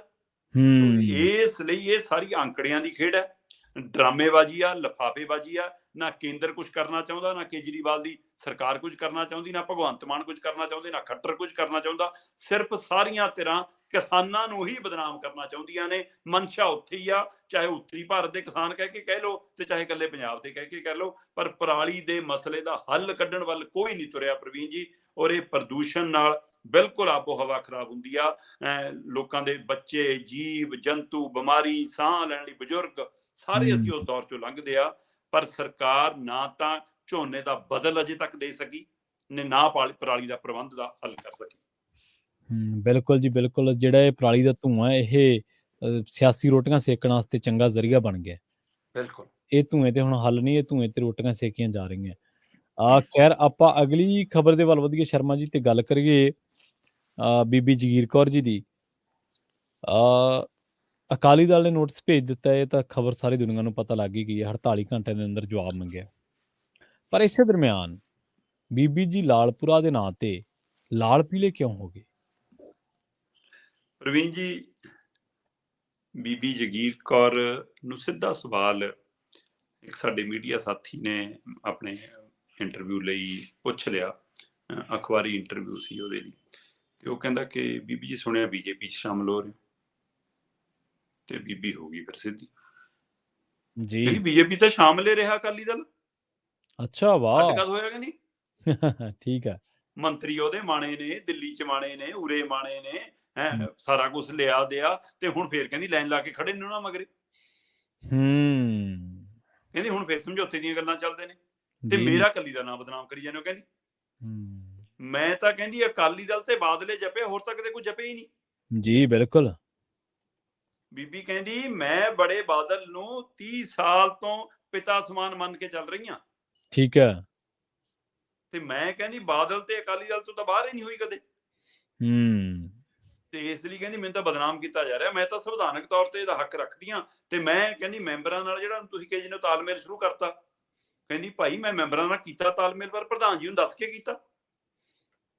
ਮੈਂ ਤਾਂ ਪ੍ਰਧਾਨ ਜੀ ਨੂੰ ਦੱਸ ਕੇ ਆਈ ਕਿ ਮੈਂ ਚੋਣ ਲੜ ਰਹੀ ਹਾਂ ਜੀ, ਤੇ ਮੈਂ ਮੈਂਬਰਾਂ ਨਾਲ ਤਾਲਮੇਲ ਕਰ ਰਹੀ ਹਾਂ। ਤੇ ਕਹਿੰਦੀ ਉਹਨਾਂ ਮੈਂਬਰਾਂ ਨਾਲ ਤਾਂ ਪ੍ਰਧਾਨ ਜੀ ਵੀ ਤਾਲਮੇਲ ਕਰ ਰਹੇ ਨੇ। ਗਲਤ ਕਹਿੰਦੀ ਮੈਂ ਵੀ ਹੋ ਸਕਦੀ ਹਾਂ, ਗਲਤ ਪ੍ਰਧਾਨ ਜੀ ਵੀ ਹੋ ਸਕਦੇ ਨੇ। ਵਾਹ। ਸੋ ਬੀਬੀ ਕਹਿੰਦੀ ਜੀ ਜੋ ਕਹਿਣਾ ਕਹਿ ਲਓ, ਮੈਂ ਕਹਿੰਦੀ ਅਕਾਲੀ ਦਲ ਦੀ ਸਿਪਾਹੀ ਆ, ਅਕਾਲੀ ਦਲ 'ਚ ਆ, ਸੁਪਨੇ 'ਚ ਨਹੀਂ ਸੋਚ ਸਕਦੀ ਕਹਿੰਦੀ ਬੀਜੇਪੀ 'ਚ ਜਾਣ ਦਾ। ਤੇ ਜਿਹੜੇ ਮੇਰੇ ਤੇ ਦੋਸ਼ ਲਾਉਂਦੇ ਨੇ, ਕਹਿੰਦੀ ਉਹ ਅੱਜ ਵੀ ਸੰਪਰਕ 'ਚ ਨੇ, ਪਹਿਲਾਂ ਵੀ ਸੀ, ਪਹਿਲਾਂ ਗੱਠਜੋੜ 'ਚ ਵੀ ਸੀ, ਜਦ ਅਸੀਂ ਵੀ ਨਾਲੇ ਸੀ। ਕਹਿੰਦੀ ਤੇ ਚੀਮਾ ਜੀ, ਦਲਜੀਤ ਚੀਮਾ ਜੀ ਕਹਿੰਦੇ ਕਿ ਸਾਰੀ ਕਹਾਣੀ ਦੇ ਪਿੱਛੇ ਲਾਲਪੁਰਾ। ਅੱਛਾ, ਇਹ ਪਤਾ ਨਹੀਂ ਉਹਨਾਂ ਨੇ ਮੀਡੀਆ 'ਚੋਂ ਸੁਣ ਕੇ ਕਿਹਾ ਜਾਂ ਉਹਨਾਂ ਕੋਲ ਸੱਚਮੁੱਚ ਤੱਥ ਨੇ, ਕਿਉਂਕਿ ਸਾਡੇ ਕੋਲ ਵੀ ਇਹੋ ਜਿਹੇ ਰਿਪੋਰਟਾਂ ਹੈਗੀਆਂ ਨੇ। ਆਪਾਂ ਪਹਿਲਾਂ ਵੀ ਇਸ ਮਸਲੇ ਤੇ ਗੱਲ ਕਰ ਚੁੱਕੇ ਹਾਂ ਕਿ ਬੀਬੀ ਜੀ ਨੂੰ ਹੋ ਸਕਦਾ ਬੀਜੇਪੀ ਦਾ ਥਾਪੜਾ ਏ, ਪਿੱਛੋਂ ਉਹਨਾਂ ਨੂੰ ਤਾਕਤ ਮਿਲ ਰਹੀ ਆ, ਕਹੀ ਜੀ ਰਾਜਨੀਤਿਕ ਸ਼ੋਹਰਤ ਮਿਲ ਰਹੀ ਆ। ਸੋ ਪਰ ਹੁਣ ਦਲਜੀਤ ਸਿੰਘ ਚੀਮਾ ਕਹਿੰਦੇ ਲਾਲਪੁਰੇ ਦਾ ਹੱਥ ਹੈ ਜੀ, ਲਾਲਪੁਰਾ ਉਹਨਾਂ ਦੇ ਲਈ ਚੋਣ ਪ੍ਰਚਾਰ ਕਰ ਰਿਹਾ, ਲਾਲਪੁਰਾ ਉਹਨਾਂ ਦੇ ਲਈ ਵੋਟਾਂ ਦਾ ਪ੍ਰਬੰਧ ਕਰ ਰਿਹਾ, ਲਾਲਪੁਰਾ ਮੈਂਬਰਾਂ ਨਾਲ ਸੰਪਰਕ ਕਰ ਰਿਹਾ। ਤੇ ਇਸ ਮਸਲੇ ਤੇ ਬੀਬੀ ਜਗੀਰ ਕੌਰ ਵੀ ਲਾਲ ਪੀਲੀ ਹੋ ਗਈ ਲਾਲਪੁਰੇ ਦੇ ਨਾਂ ਤੇ, ਤੇ ਲਾਲਪੁਰਾ ਜੀ ਵੀ ਲਾਲ ਪੀਲੇ ਹੋ ਗਏ। ਲਾਲਪੁਰਾ ਕਹਿੰਦੇ ਕਿ ਗਲਤ ਕੀ ਕਰ ਰਹੀ ਹੈ ਬੀਬੀ। ਕਹਿੰਦਾ ਸਾਨੂੰ ਕਹੀ ਜਾਂਦੇ ਨੇ ਕਿ ਬੀਜੇਪੀ ਦਖਲ ਕਰ ਰਹੀ ਆ, ਅਕਾਲੀ ਦਲ ਕਿਉਂ ਦਖਲ ਦਿੰਦਾ? ਕਹਿੰਦਾ ਸ਼੍ਰੋਮਣੀ ਕਮੇਟੀ ਦੇ ਕੰਮ 'ਚ। ਅਕਾਲੀ ਦਲ ਤਾਂ ਹੁਣ ਪਾਰਟੀ ਆ ਜੀ। ਵਾਹ, ਹੁਣ ਉਹ ਪੰਥਕ ਪਾਰਟੀ ਥੋੜਾ ਰਹਿ ਗਈ। ਕਹਿੰਦਾ ਉਹ ਤਾਂ ਆਪਣੇ ਆਪ ਨੂੰ ਕਹਿੰਦੇ ਨੇ ਅਸੀਂ ਰਾਸ਼ਟਰੀ ਪਾਰਟੀਆਂ ਤੇ ਅਸੀਂ ਸਰਬ ਧਰਮ ਵਾਲੀ ਪਾਰਟੀਆਂ ਤੇ 2-2 ਸੰਵਿਧਾਨ ਨੇ। ਹਰਿਆਣੇ 'ਚ ਚੋਣਾਂ ਵੀ ਲੜੇ ਹੋ ਤਾਂ। ਹਾਂ, ਅੱਡੋ ਅੱਡ ਹੋ ਕੇ ਵੀ ਲੜ ਲਏ। ਜੀ। ਸੋ ਇੱਧਰ ਬੀਜੇਪੀ ਨਾਲ ਸਾਂਝ ਸੀ, ਉੱਧਰ ਚੌਟਾਲਿਆਂ ਨਾਲ ਪਾ ਲਈ ਸੀ। ਸੋ ਇਸ ਲਈ ਲਾਲਪੁਰਾ ਹੋਰੀ ਕਹਿੰਦੇ ਕਿ ਫਿਰ ਐਂ ਆਉਣਾ ਤਾਂ ਐਂ ਆ ਜਾਓ, ਕਿ ਬੀਬੀ ਨੂੰ ਕਹਿੰਦੇ ਹੱਕ ਹੈ ਜੀ ਚੋਣ ਲੜਨ ਦਾ, ਤੇ ਬੀਬੀ ਤਾਂ ਲੜੂਗੀ ਫਿਰ। ਹੁਣ ਤਾਂ ਉਹ ਗੱਲ ਜੀ ਬਣੀ ਪਈ ਹੈ ਸ਼ਰਮਾ ਜੀ, ਵੀ ਜਿੱਤ ਸਾਡੀ ਪੱਕੀ ਹੈ, ਐਲਾਨ ਹੋਣਾ ਬਾਕੀ ਹੈ, ਮਤਲਬ ਬਗਾਵਤੀ ਸੁਰਾਂ ਤੇ ਚੱਲ ਰਿਹਾ ਸਾਰੇ ਖੁੱਲ ਕੇ। ਪ੍ਰਵੀਨ ਜੀ, ਬੀਬੀ ਨੇ ਕੱਲ ਇਸ ਮਸਲੇ ਨੂੰ ਲੈ ਕੇ ਸ਼ੇਅਰ ਸੁਣਾਇਆ, ਕਹਿੰਦੀ ਮਿੱਤਰਾਂ ਨੇ ਫੁੱਲ ਮਾਰਿਆ ਪਤਾ ਨਹੀਂ ਹੈ। ਹਾਂਜੀ ਸਾਡੀ ਰੂਹ ਤੱਕ ਰੋਈ ਤੱਕਮ ਹੈ ਵੀ। ਅਸਲ ਤੁਸੀਂ ਇਹ ਦੇਖੋ, ਤੁਸੀਂ ਮਤਲਬ ਕਿ ਇਸ ਲਈ ਇਹ ਕਿੱਥੇ ਤੱਕ ਗੱਲ ਜਾਣੀ ਹੈ, ਇਸ ਨੂੰ ਛੋਟਾ ਨਾ ਜਾਣਿਓ। ਹੁਣ ਇਹ ਜਿੱਤ ਹਾਰ ਦਾ ਮਸਲਾ ਨਹੀਂ ਰਹਿ ਗਿਆ। ਸਹੀ ਇਹ ਰਾਜਨੀਤਿਕ ਆਪਣੀ ਹੈਂਕੜ ਨੂੰ ਸਿਰਫ ਪੱਠੇ ਪਾਉਣ ਦਾ ਮਸਲਾ ਰਹਿ ਗਿਆ। ਸੋ ਉਸ ਹੈਂਕੜ ਦੇ ਵਿੱਚ ਸਿਰਫ ਤੇ ਸਿਰਫ ਬੀਜੇਪੀ ਇਹ ਦਿਖਾਉਣਾ ਚਾਹੁੰਦੀ ਹੈ ਕਿ ਅਸੀਂ ਹੁਣ ਕੋਈ ਘਰ ਨਹੀਂ ਛੱਡਿਆ ਜਿਹਦੇ ਵਿੱਚ ਸਾਡਾ ਬੰਦਾ ਨਹੀਂ ਬੈਠਾ ਜੀ। ਜਿਹੜੀ ਮਰਜ਼ੀ ਮੀਟਿੰਗ ਕਰ ਲਿਓ, ਜਿਹੜਾ ਮਰਜ਼ੀ ਕੰਮ ਕਰ ਲਿਓ, ਅਸੀਂ ਤੁਹਾਡੇ ਵਿੱਚ ਬੈਠੇ ਹਾਂ। ਅਨੁਸ਼ਾਸਨੀ ਕਮੇਟੀ ਦੇ ਵਿੱਚ ਕੱਲ ਕਾਰਵਾਈ ਕਰਨ ਦੇ ਲਈ ਬੀਬੀ ਨੂੰ ਨੋਟਿਸ ਜਿਹੜਾ ਜਾਰੀ ਕੀਤਾ, ਸਸਪੈਂਡ ਕਰਨ ਤੋਂ ਬਾਅਦ ਕਿਹਾ ਕਿ ਅਗਲੀ ਸਖਤ ਕਾਰਵਾਈ ਕਰ ਸਕਦੇ ਹਾਂ। ਤੇ ਉਸੇ ਅਨੁਸ਼ਾਸਨੀ ਕਮੇਟੀ ਨੇ ਜਗਮੀਤ ਬਰਾੜ ਨੂੰ ਇੱਕ ਮੌਕਾ ਦਿੱਤਾ ਕਿ ਉਹਦੀ ਜਿਹੜਾ ਜਵਾਬ ਆਇਆ ਉਹ ਤੁਸੀਂ ਸੰਤੁਸ਼ਟ ਨਹੀਂ ਆ। ਉਸ ਅਨੁਸ਼ਾਸਨੀ ਕਮੇਟੀ 'ਚ ਮਲੂਕਾ ਸਾਹਿਬ ਬੈਠੇ ਨੇ ਜੀ। ਪੁੱਛੋ ਮਲੂਕਾ ਜੀ ਨੂੰ ਕਿ ਵਿਧਾਨ ਸਭਾ ਚੋਣਾਂ ਦੇ ਟਾਈਮ ਕਿਉਂ ਭੱਜ ਨੱਠ ਹੋ ਰਹੀ ਸੀ, ਜਦੋਂ ਮੁੰਡੇ ਵਾਲਾ ਮਸਲਾ ਹੋ ਰਿਹਾ ਸੀ, ਟਿਕਟ ਵਾਲਾ ਮਸਲਾ ਹੋ ਰਿਹਾ ਸੀ, ਸੀਟ ਬਦਲਣ ਵਾਲਾ ਮਸਲਾ ਹੋ ਰਿਹਾ ਸੀ, ਉਹੀ ਮਲੂਕਾ ਜੀ ਨੇ। ਸੋ ਜਦੋਂ ਆਪ ਲੈਣਾ ਕੁਛ, ਫੇਰ ਅਨੁਸ਼ਾਸਨ ਟੁੱਟ ਸਕਦਾ ਜੀ। ਜਦੋਂ ਕੋਈ ਦੂਆ ਮੰਗਦਾ, ਫਿਰ ਅਨੁਸ਼ਾਸਨ ਭੰਗ ਕਰਦਾ। ਹੁਣ ਬੀਬੀ ਜਗੀਰ ਕੌਰ 3-4 ਵਾਰ ਲਿਫਾਫੇ ਚੋਂ ਨਿਕਲੀ ਜੀ। ਜਦ ਬਾਦਲਾਂ ਦੇ ਲਿਫਾਫੇ ਚੋਂ ਨਿਕਲੀ, ਜਦ ਇਹਨਾਂ ਨੂੰ ਵੀ ਮਨਜ਼ੂਰ ਸੀ, ਬਾਕੀਆਂ ਨੂੰ ਵੀ ਮਨਜ਼ੂਰ ਸੀ। ਐਕਤੀ ਝੰਡਾ ਹੁਣ ਬੀਬੀ ਐਕਤੀ ਅਗਲੀ ਨੇ ਬਾਗੀ ਝੰਡਾ ਕੱਟ ਲਿਆ, ਤਾਂ ਬੀਬੀ ਗਲਤ ਆ। ਹਾਂ ਬਿਲਕੁਲ। ਸੋ ਇਸ ਲਈ ਇਸ ਪਹਿਲੂ ਸਮਝ ਲੋੜਾ ਕਿ ਸਾਰਾ ਆਪਣੇ ਲਈ, ਤੇ ਇਹ ਕਿਤੇ ਨਾ ਕਿਤੇ ਜਿਹੜਾ ਉਹਦਾ ਬੀਬੀ ਦਾ ਇਸ਼ਾਰਾ ਹੈ, ਉਹ ਬਾਦਲ ਟੱਬਰ ਤੋਂ ਲੈ ਕੇ ਇਹਨਾਂ ਸਾਰੇ ਚੰਦੂ ਮਾਜਰੇ ਹੋਰਾਂ ਤੱਕ ਸਾਰਿਆਂ ਲਈ ਹੈ ਕਿ ਭਾਈ ਕਿਹਦੀ ਸਾਂਝ ਹੈ ਬੀਜੇਪੀ ਨਾਲ। ਫਿਰ ਮੈਨੂੰ ਵੀ ਪਤਾ, ਕਿਉਂਕਿ ਜਿਹੜੀ ਬੈਠਕ 'ਚ ਬੀਬੀ ਬੈਠਦੀ ਹੋਣੀ, ਉਸੇ ਬੈਠਕ 'ਚ ਹੋਰ ਵੀ ਬੈਠਦੇ ਹੋਣੇ। ਬਿਲਕੁਲ ਸਹੀ। ਇਹ ਇਸ ਲਈ ਉਹ ਸੋਫਿਆਂ ਤੇ ਕੌਣ ਆਇਆ ਤੇ ਉਹਨਾਂ ਦੇ ਕੱਪਾਂ 'ਚ ਕਿਹਨੇ ਚਾਹ ਪੀਤੀ, ਬੀਬੀ ਵੀ ਸਾਰਾ ਹਿਸਾਬ ਜਾਣਦੀ ਹੈ। ਤੇ ਇਸ ਲਈ ਜੇ ਇੱਕ ਦੂਜੇ ਦੀਆਂ ਪਰਤਾਂ ਇੰਝ ਖੁੱਲੀਆਂ ਤਾਂ ਕਈ ਰਾਜ ਖੁੱਲ ਜਾਣਗੇ। ਸੋ ਇਸ ਲਈ ਮੈਨੂੰ ਲੱਗਦਾ ਹੁਣ 9 ਤਰੀਕ ਤੱਕ, ਅੱਜ ਤੋਂ ਬਾਅਦ ਤੁਹਾਨੂੰ ਚੁੱਪ ਵੱਟੀ ਹੋ ਨਜ਼ਰ ਆਊਗੀ ਜੀ। ਵੈਸੇ ਇਹ ਗੱਲ ਹੈਗੀ ਹੈ ਸ਼ਰਮਾ ਜੀ, ਵੀ ਵੈਸੇ ਸੁਖਬੀਰ ਬਾਦਲ ਦੀ ਲੀਡਰਸ਼ਿਪ ਨੂੰ ਲੈ ਕੇ ਅਕਾਲੀ ਕਈ ਅੰਦਰੋਂ ਅੰਦਰੀ ਸੀਗੇ ਤਾਂ ਔਖੇ, ਬੋਲਣਾ ਵੀ ਚਾਹੁੰਦੇ ਸੀ। ਆ ਚੰਦੂ ਮਹਿਰਾ ਸਾਹਿਬ ਵੀ ਵੈਸੇ ਕਦੇ ਨਾਰਾਜ਼ ਹੋ ਗਏ, ਕਦੇ ਸੁਖਬੀਰ ਨੇ ਮਨਾ ਲਏ, ਕਦੇ ਕਿਵੇਂ। ਤੇ ਉਹ ਬ੍ਰਹਮਪੁਰਾ ਸਾਹਿਬ ਹੋਣੀ ਕਹਿ ਦਿੰਦੇ ਆ, ਵੱਡੀ ਉਮਰ ਦੇ ਨੇ, ਤੇ ਉਹ ਵੀ ਪਤਨ ਵੇਖੇ ਸਾਰੇ ਕਿਤੇ। ਪਰ ਜਿਹੜਾ ਬੀਬੀ ਨੇ ਮੌਕੇ ਤੇ ਚੌਕਾ ਮਾਰਿਆ, ਇਹ ਅਕਾਲੀ ਦਲ ਤੇ ਬਾਦਲਾਂ ਨੂੰ ਯਾਦ ਹੀ ਰਹਿਣਾ ਮੇਰੇ ਹਿਸਾਬ ਨਾਲ। ਹਾਂ ਬਿਲਕੁਲ ਪ੍ਰਵੀਨ ਜੀ, ਇਹ ਹਮੇਸ਼ਾ ਵੱਡੀ ਚੁਣੌਤੀ ਬਣਿਆ ਰਹੇਗਾ ਅਕਾਲੀ ਦਲ ਲਈ ਵੀ। ਉਹਦੀ ਜਿੱਤ ਹਾਰ ਜੋ ਮਰਜ਼ੀ ਹੋਵੇ, ਮਤਲਬ ਕਿ ਇੱਕ ਹੋਰ ਬਾਗੀ ਧੜਾ ਬਾਹਰ ਹੋਣ ਜਾ ਰਿਹਾ ਅਕਾਲੀ ਦਲ ਤੋਂ। ਇਹ ਅਕਾਲੀ ਦਲ ਨੂੰ ਸਮਝਣਾ ਪੈਣਾ, ਔਰ ਇਹ ਅਕਾਲੀ ਦਲ ਲਈ ਸ਼ੁਭ ਨਹੀਂਗਾ। ਬਾਦਲਾਂ ਲਈ ਮਸਲਾ ਨਹੀਂ ਹੈਗਾ, ਮਸਲਾ ਅਕਾਲੀ ਦਲ ਦਾ ਜਿਉਂਦਿਆਂ ਰਹਿਣਾ ਪੰਜਾਬ ਲਈ ਬਹੁਤ ਜ਼ਰੂਰੀ ਆ ਜੀ। ਖੇਤਰੀ ਪਾਰਟੀ ਦਾ ਖੜੇ ਰਹਿਣਾ, ਅਕਾਲੀ ਦਲ ਦੇ ਆਪਣੇ ਰੂਪ ਸਰੂਪ ਦੇ ਢੰਗ ਨਾਲ ਖੜੇ ਰਹਿਣਾ ਬਹੁਤ ਜ਼ਰੂਰੀ ਆ। ਪਰ ਇਹ ਬਾਦਲਾਂ ਦੇ ਹੱਥੀ ਰਹਿਣਾ ਉਹ ਬਹੁਤ ਗੜਬੜ ਆ।